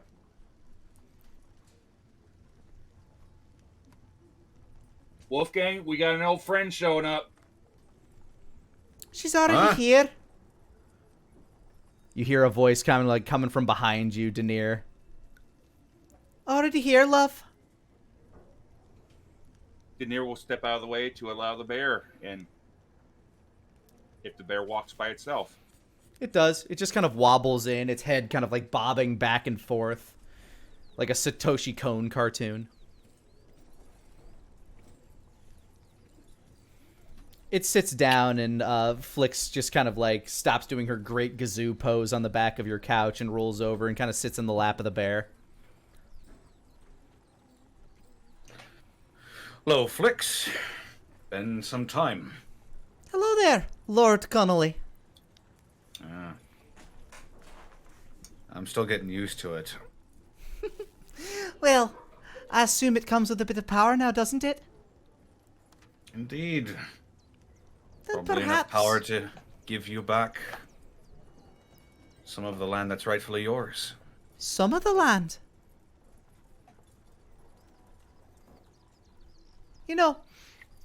I have a lot of friends in some pretty nefarious places. Not that I mean any threat by that, but we could help you out,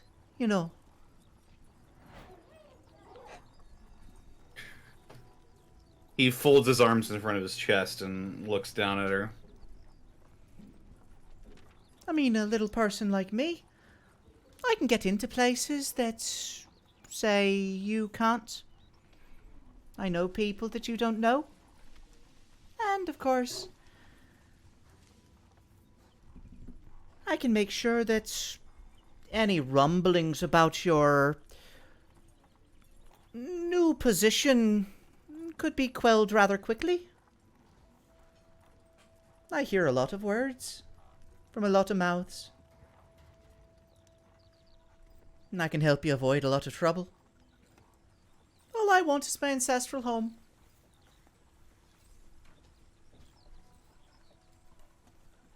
And I think that's fair.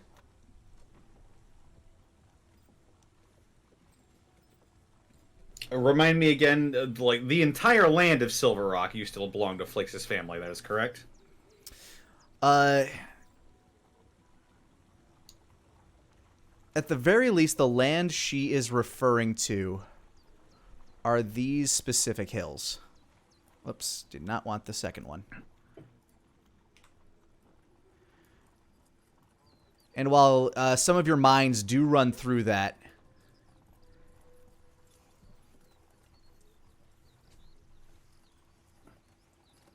that is where her home is. That is where her grandfather was deemed the land before the Kenches took it from her, or from him.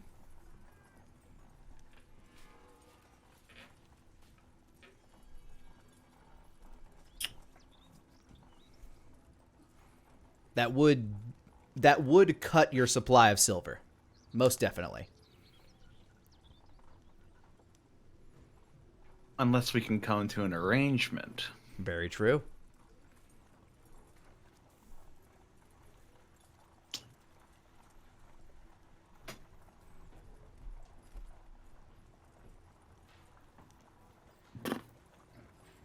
I'm not here to scare these people. Oh, I know you're not. I know you're a good person. I know you do what's right. And I know that you mean the best for everyone. But they don't all see that. I can help them see that. Or at the very least, I can help you know who doesn't see that.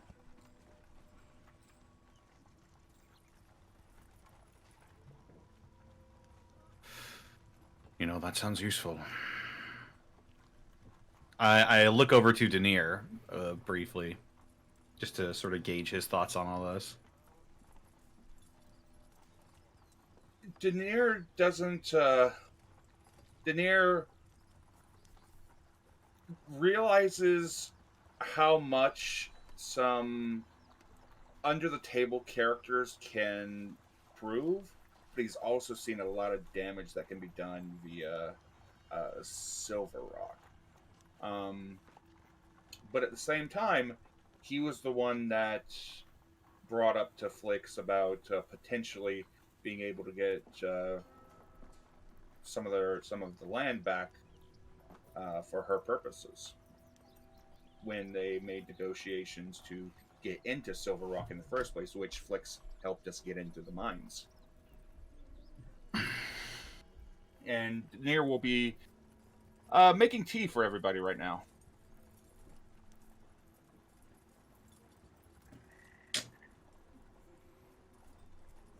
No. We're friends, right? We've been through some times together, I believe. We truly have. I've helped you.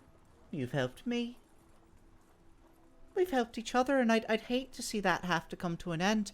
And now that you're in a position to truly help me out.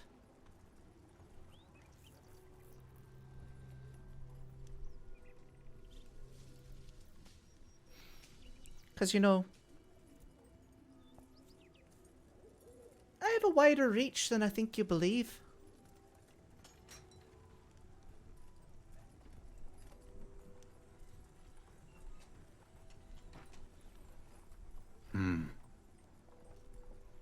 We have been through a lot together. So I sincerely hope that right now you are not threatening me. No.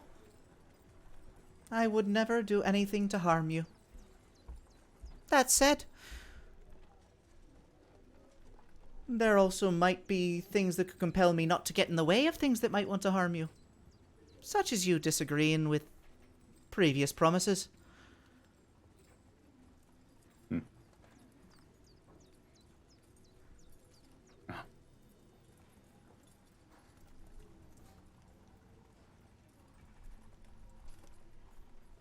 You're a reasonable man, Mr. Connolly.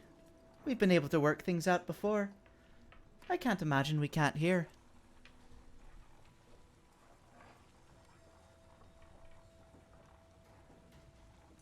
He drums his fingers on his knee for a moment.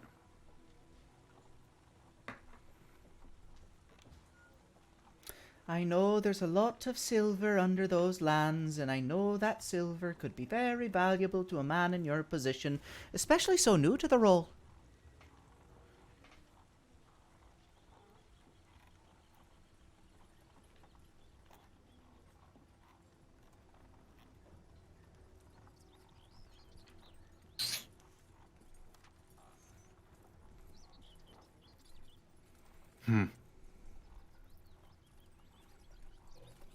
You know, for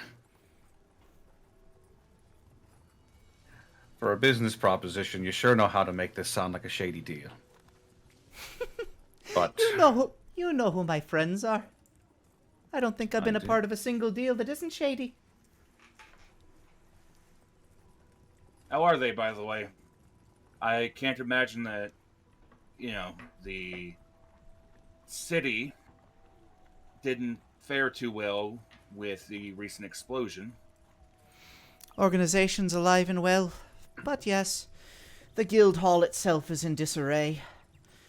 There's a lot of work to be done in Wild's Edge. Luckily, we have strongholds in many places. that slime ball still in charge? Much as he can be with such a group of our persuasion.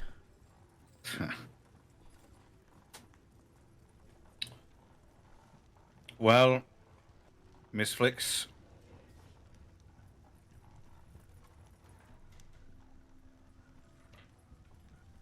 I am a man who likes to keep his promises when he can.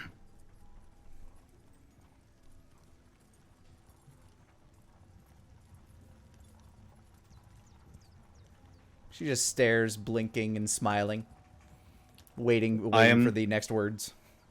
I'm not the most politically minded fellow, and I've often found it hard to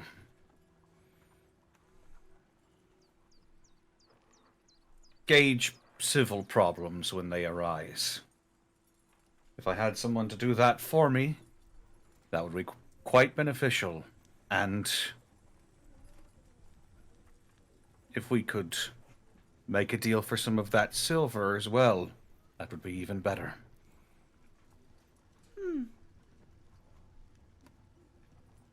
So, I might lease the use of the mines to you for a fee? If, of course, the lands were returned to me. That seems only fair for a perfectly unshady business transaction. Perfectly unshady. I like it. Well, I guess then my next question would be, how does Duchess sound? Duchess? Ooh la la. Duchess of the Hills. Flicks, Duchess of the Hilllands. I can work with that. He cocks a grin and reaches a hand out to her. I'll need it in writing, of course, but a handshake will do for now. We'll draft something up later. I look forward to it. We'll have tea. And she takes your hand. Her tiny hand, which you can kind of grip between your, middle and index finger and thumb, basically. Literally, as she says we'll have tea, Denier sets a pot of tea onto the table. Well, how about that? With some cups.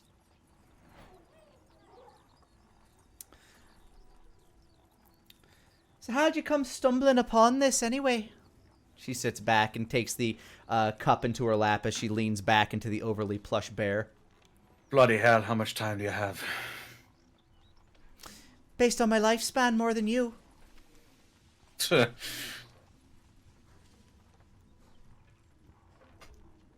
Where do I fucking start? And you regale Flicks with as much of the tale as you deem to tell her. Exactly. Flick seems very acceptable of this agreement. I'll have to mark down the negotiations for the leasing of the land.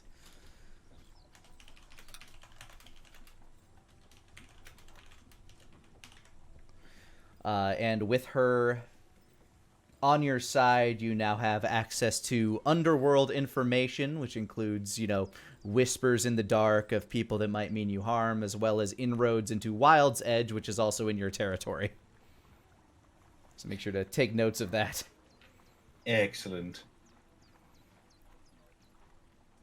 Yeah, that's going to be real useful having, having friends in Wild's Edge. Mm-hmm. You also get more respect into why Tia did what she did, as she always kept underworld contacts in Dragon's Rest. And upon getting a bit of the information that Flix has at her disposal, you get a idea for just how wide a net of information she has, including, connections with, members of the Deadeyes, knowing of their movements, and particularly an underground cell of militiamen who have holed themselves up in the mines under Silver Rock that's mean to try to attack you. Ah, I see. Yep, they're pretty keen on the old leader. Can't say why. Bunch of old zealots. Terrified of change, perhaps, but either way, they don't mean you much good there, Mr. Connolly. And they're currently hiding in the rocks. They're currently hiding in the mines below. Perhaps their minds aren't their own. Always a possibility, but these ones, they just seem to be a bit, politically extreme, let's say.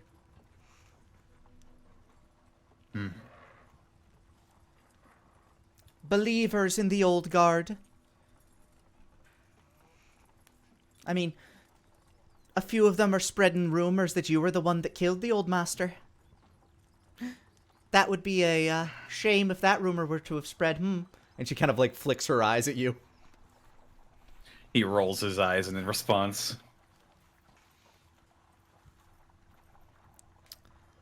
Luckily, there aren't many whispers that get spread around that don't get picked up by ears of the little birds that I know. Yeah, well,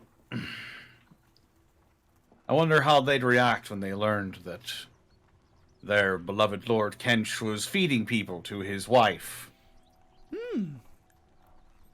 That is some interesting news. Perhaps it could spread. Perhaps I know some people that can do that for you.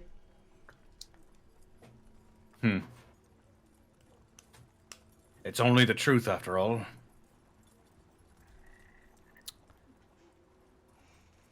Well, truth is what gets carried on in history. She kind of smiles and winks. But we can discuss that when we get it all down on paper, I suppose. I suppose. Until then, I'll return home. It's been a while since I cracked open the old place. Now I can de-booby-trap it. Maybe even build an actual house. Oh, won't that be glorious? Well, I suppose until our next meeting, Duchess Flix. Pleasure doing business with you, Lord Connolly. And she gives you a very ornate, well-embellished curtsy. I'll, swirl my hand in the air and then drape it over my chest as I bow. Come along, Snuggles. And the bear begins to, floppily follow behind her as she leaves the tower. Prestidigitation, those horns blowing as she leaves. What a wonderful touch. Well, you now have you now have the second in command of the Fey Runners on your side.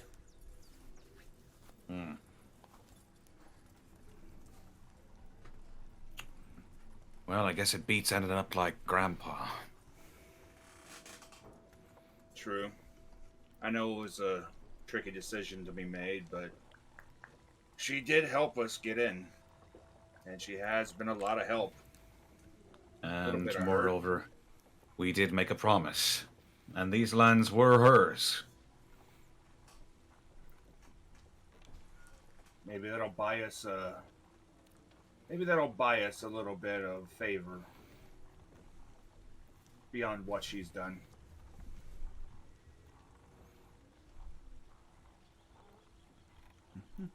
Gonna be a lot of navigating between doing the correct thing and doing the right thing.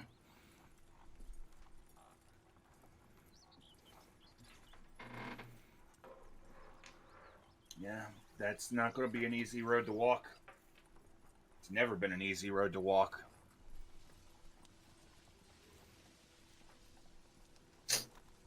But that's why he put you in charge.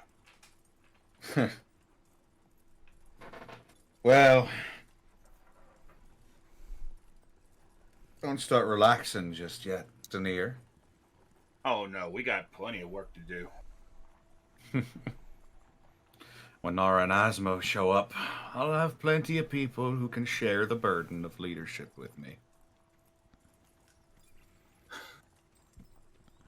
I'll be surprised if they aren't already scouting the maw for what parts they're going to take from you or try to get from you. Oh, don't worry about that, Denier.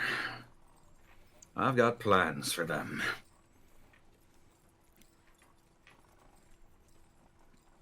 Thunder clacks in the background. Ka-chow!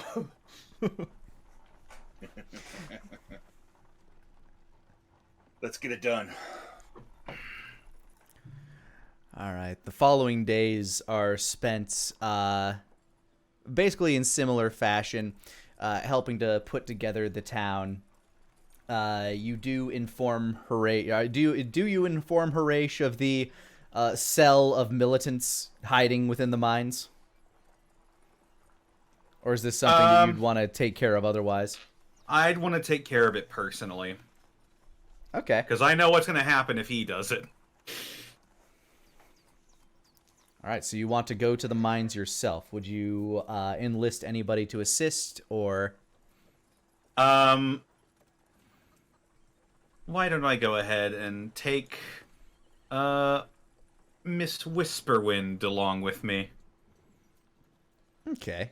and if Denier there's- as well, or would you leave him to work on the soul gem?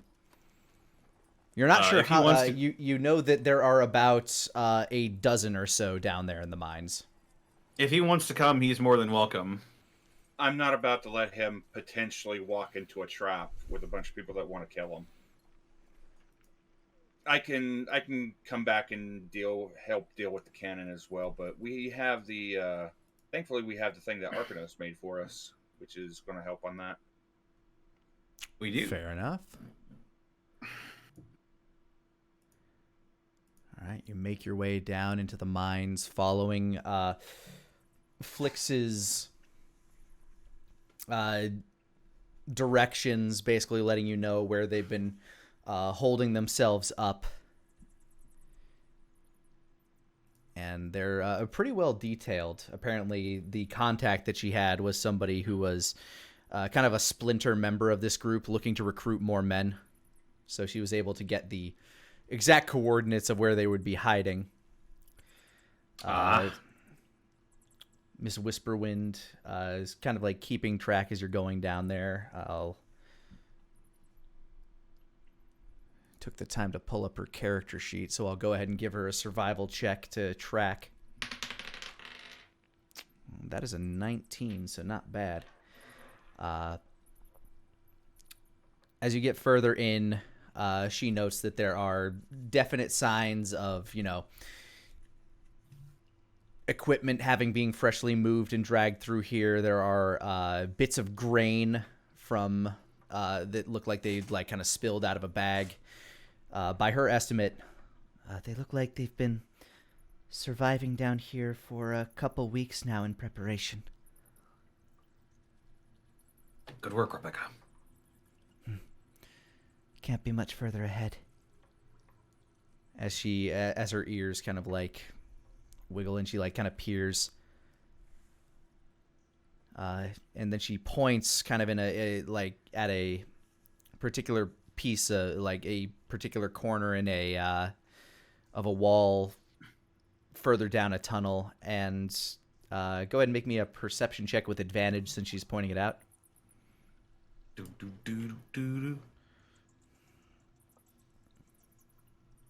20. There we go. All right. Daenerys, you may do the same, but Okie doke.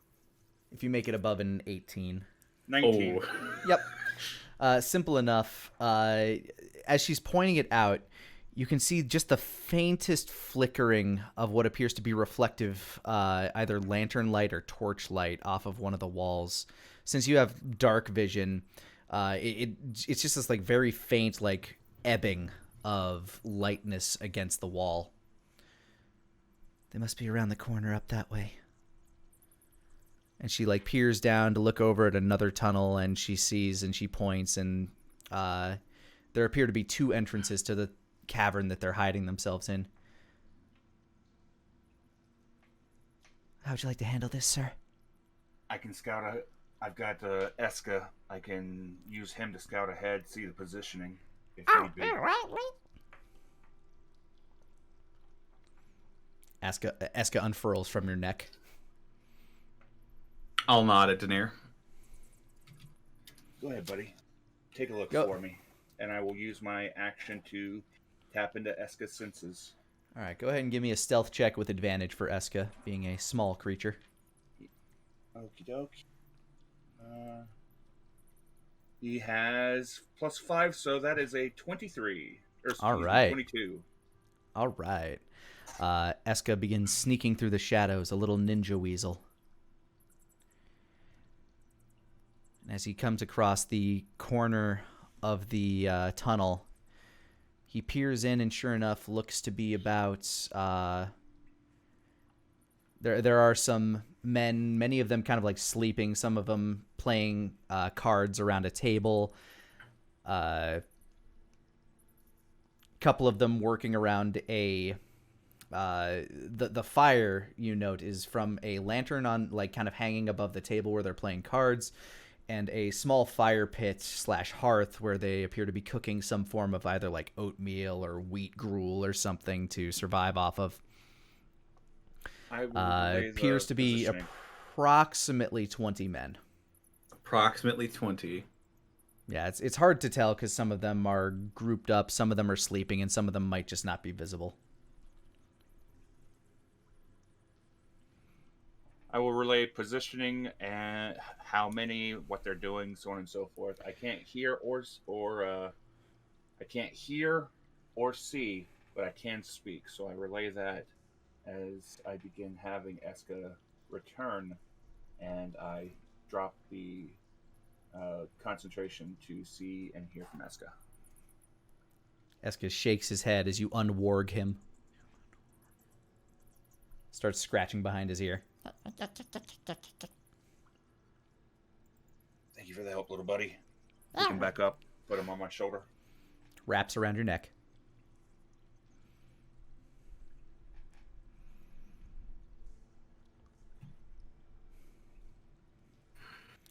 Go ahead and give me an insight check as well, Daenerys, just to kind of get a sense for their disposition. Okie doke. That's a 17. All right, best you can tell, a good number, like morale seems relatively low.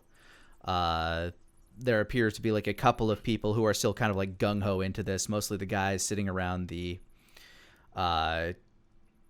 cauldron that they're cooking in. But you can tell like a lot of them are just kind of antsy, and while they might agree with the thing that they're fighting for, they've been hanging out in a cave for weeks, so... Yeah, morale is getting real low for them from what I'm seeing there. They're looking a little antsy. We might have a shot at actually talking them down.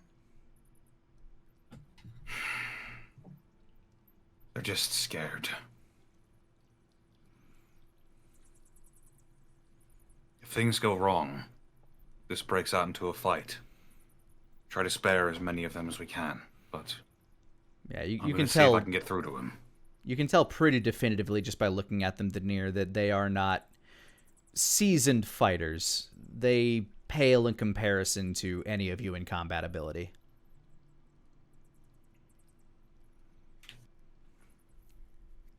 If they try anything, I might be able to just straight up put them to sleep. Do that.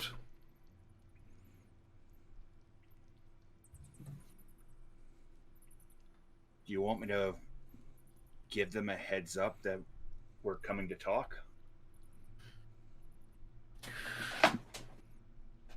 I'll do that. What would you like me to do, sir?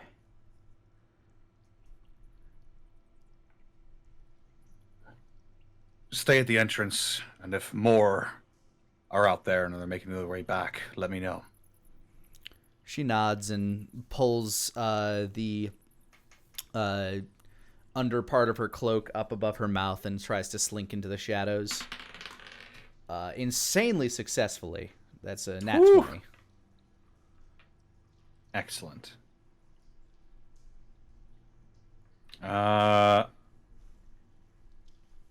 I'm assuming dodging any traps or alarms they have set up would come next. Give me a investigation check.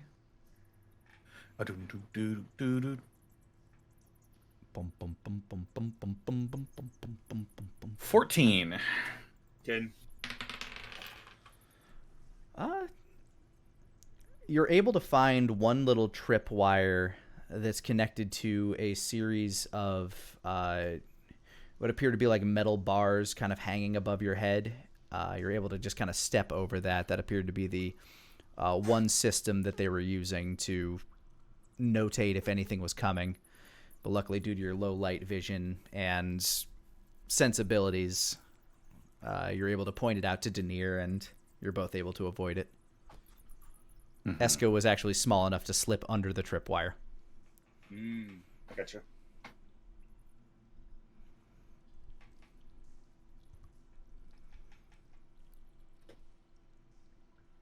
As you get further down the tunnel, you can kind of hear them mumbling, probably the conversation of the people dealing cards. They're just kind of like joking and chiding with each other, mostly. Nothing specific to be given out there.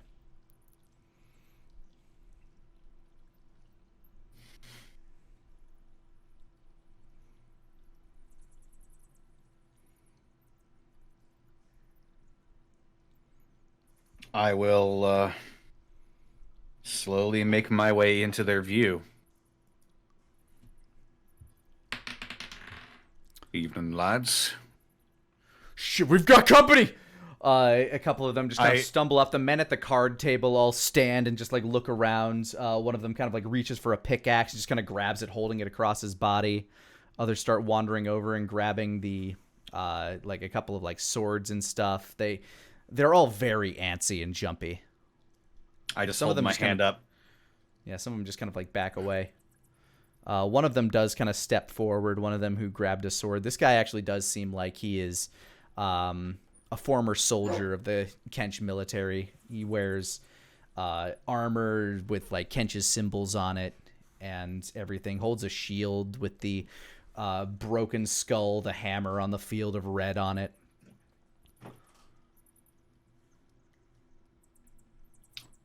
You're the one, aren't you? I was told you wanted to see me. Told by who? That's not important. Lads, is this really how you want to go about this? You're taking lands that don't belong to you. They've been forced upon you by forces that have no right to give them. We are the people of this land, right, boys? Yeah. That's true. You are people of this land. I'm sure. Capable warriors. Aye. Maybe fathers. Sons.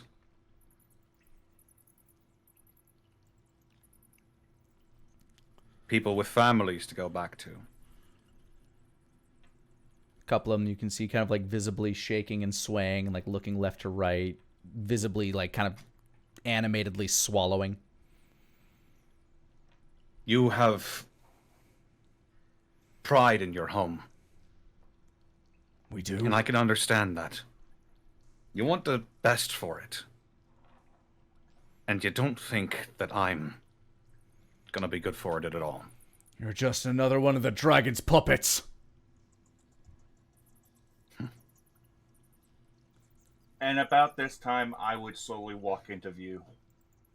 The man with the sword and shield kind of like raises it a bit higher. Gonna give him a roll. Then I'll simply Actually, he like lowers the shield a bit and like the sword a bit. You're the one that blasted the gobshite right in the face. Denier gives a nod. Why the fuck would they give this place to you?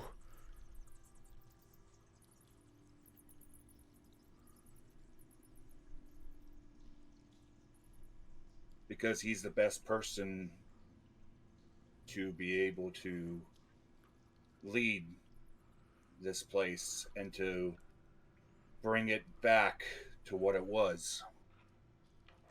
At least somewhat what it was.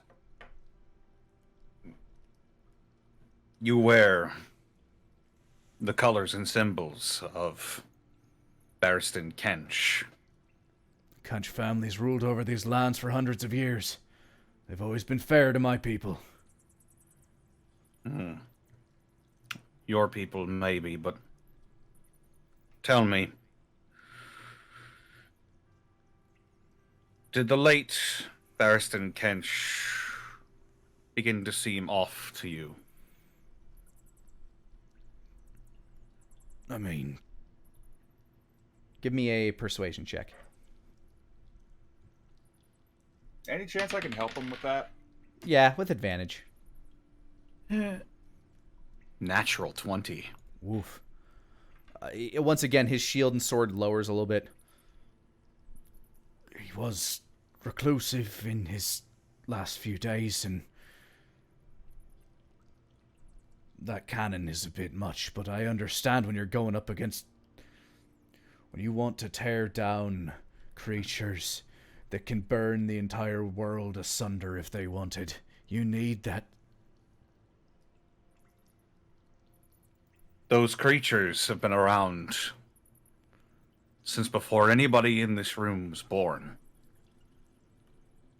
Pretty much since the dawn of time. All the more they don't understand our troubles.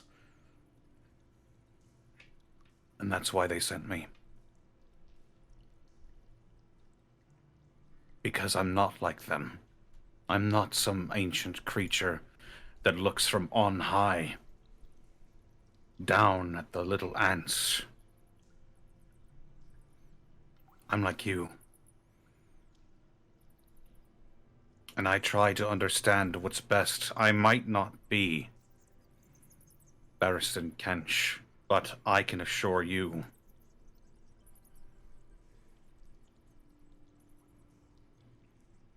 that he was not the best for you. I could tell you what his final days were like.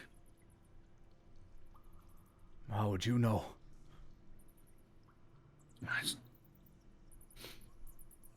Well, he sort of leans back and relaxes his posture.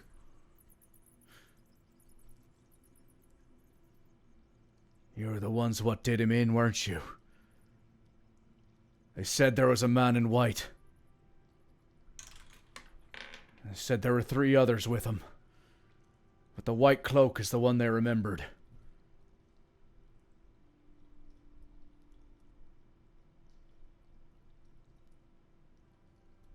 When people were going out to see the fire, that's what they saw. A man in white.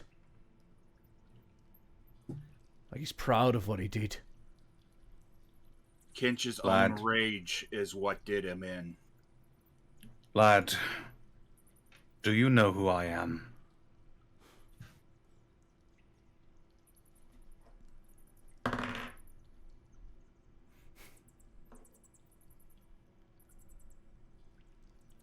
Wolfgang Connolly. And what do the Connollys do? Okay. I kill monsters. Got a nat Just 20. He just slowly nods.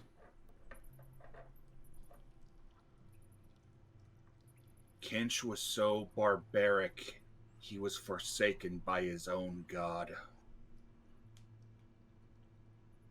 Even the god of war himself forsook that man. And I show the horn of Doged, the horn of Spike. We are allied with the god of war. That's how we know that he was forsaken by him. Give me He a lost away. persuasion check, Daenerys. Okie doke. With advantage, as Wolfgang's been assisting. 26. Woo! His shield and sword lower further. All the men that are kind of behind him are basically just like looking at him like, what the fuck are we gonna do here? Come on. He sacrificed his own people to slake his bloodlust.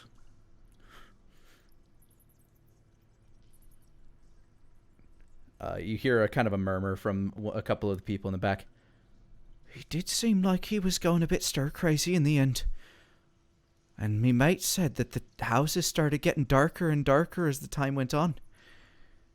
Like fewer and fewer people were around.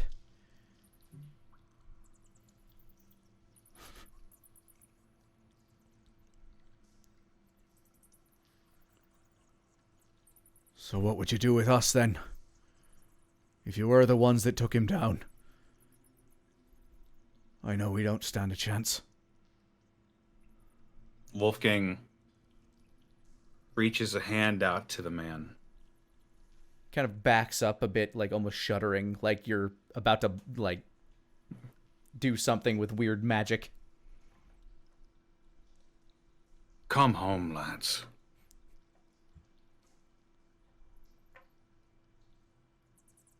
He begins to step forward. Make me one more persuasion check with advantage.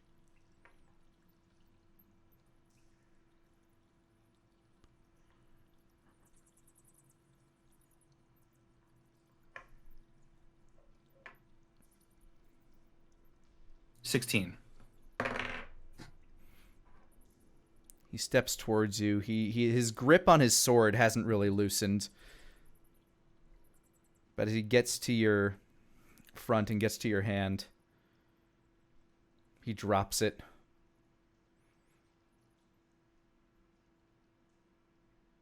I'm sorry. I just pat him on the shoulder.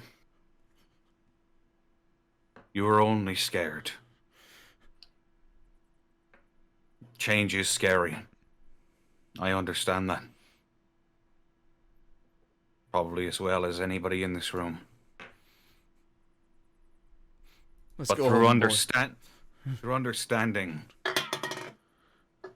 understanding, we lose that fear.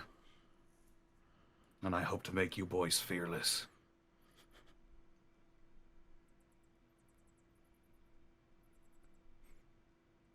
If it means a second chance, then...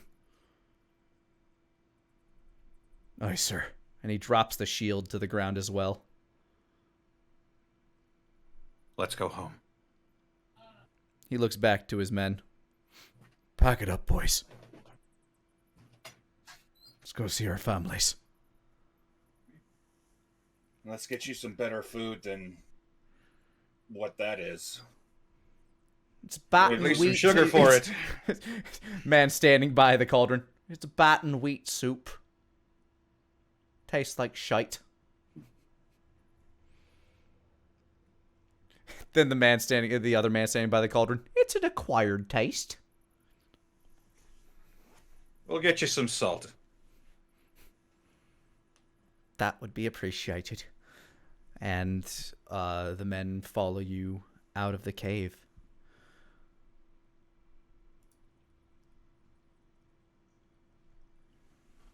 As you return home that night, Wolfgang, the builders have actually kind of got it started on the guild hall.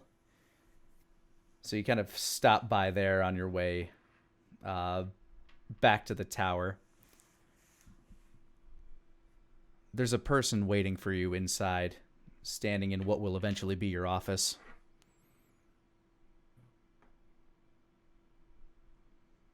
I will walk up to meet them. As you enter, the female silhouette becomes more and more familiar as you meet the eyes of Talia. Long time no see, Mr. Connolly. And here's where we'll end today's session.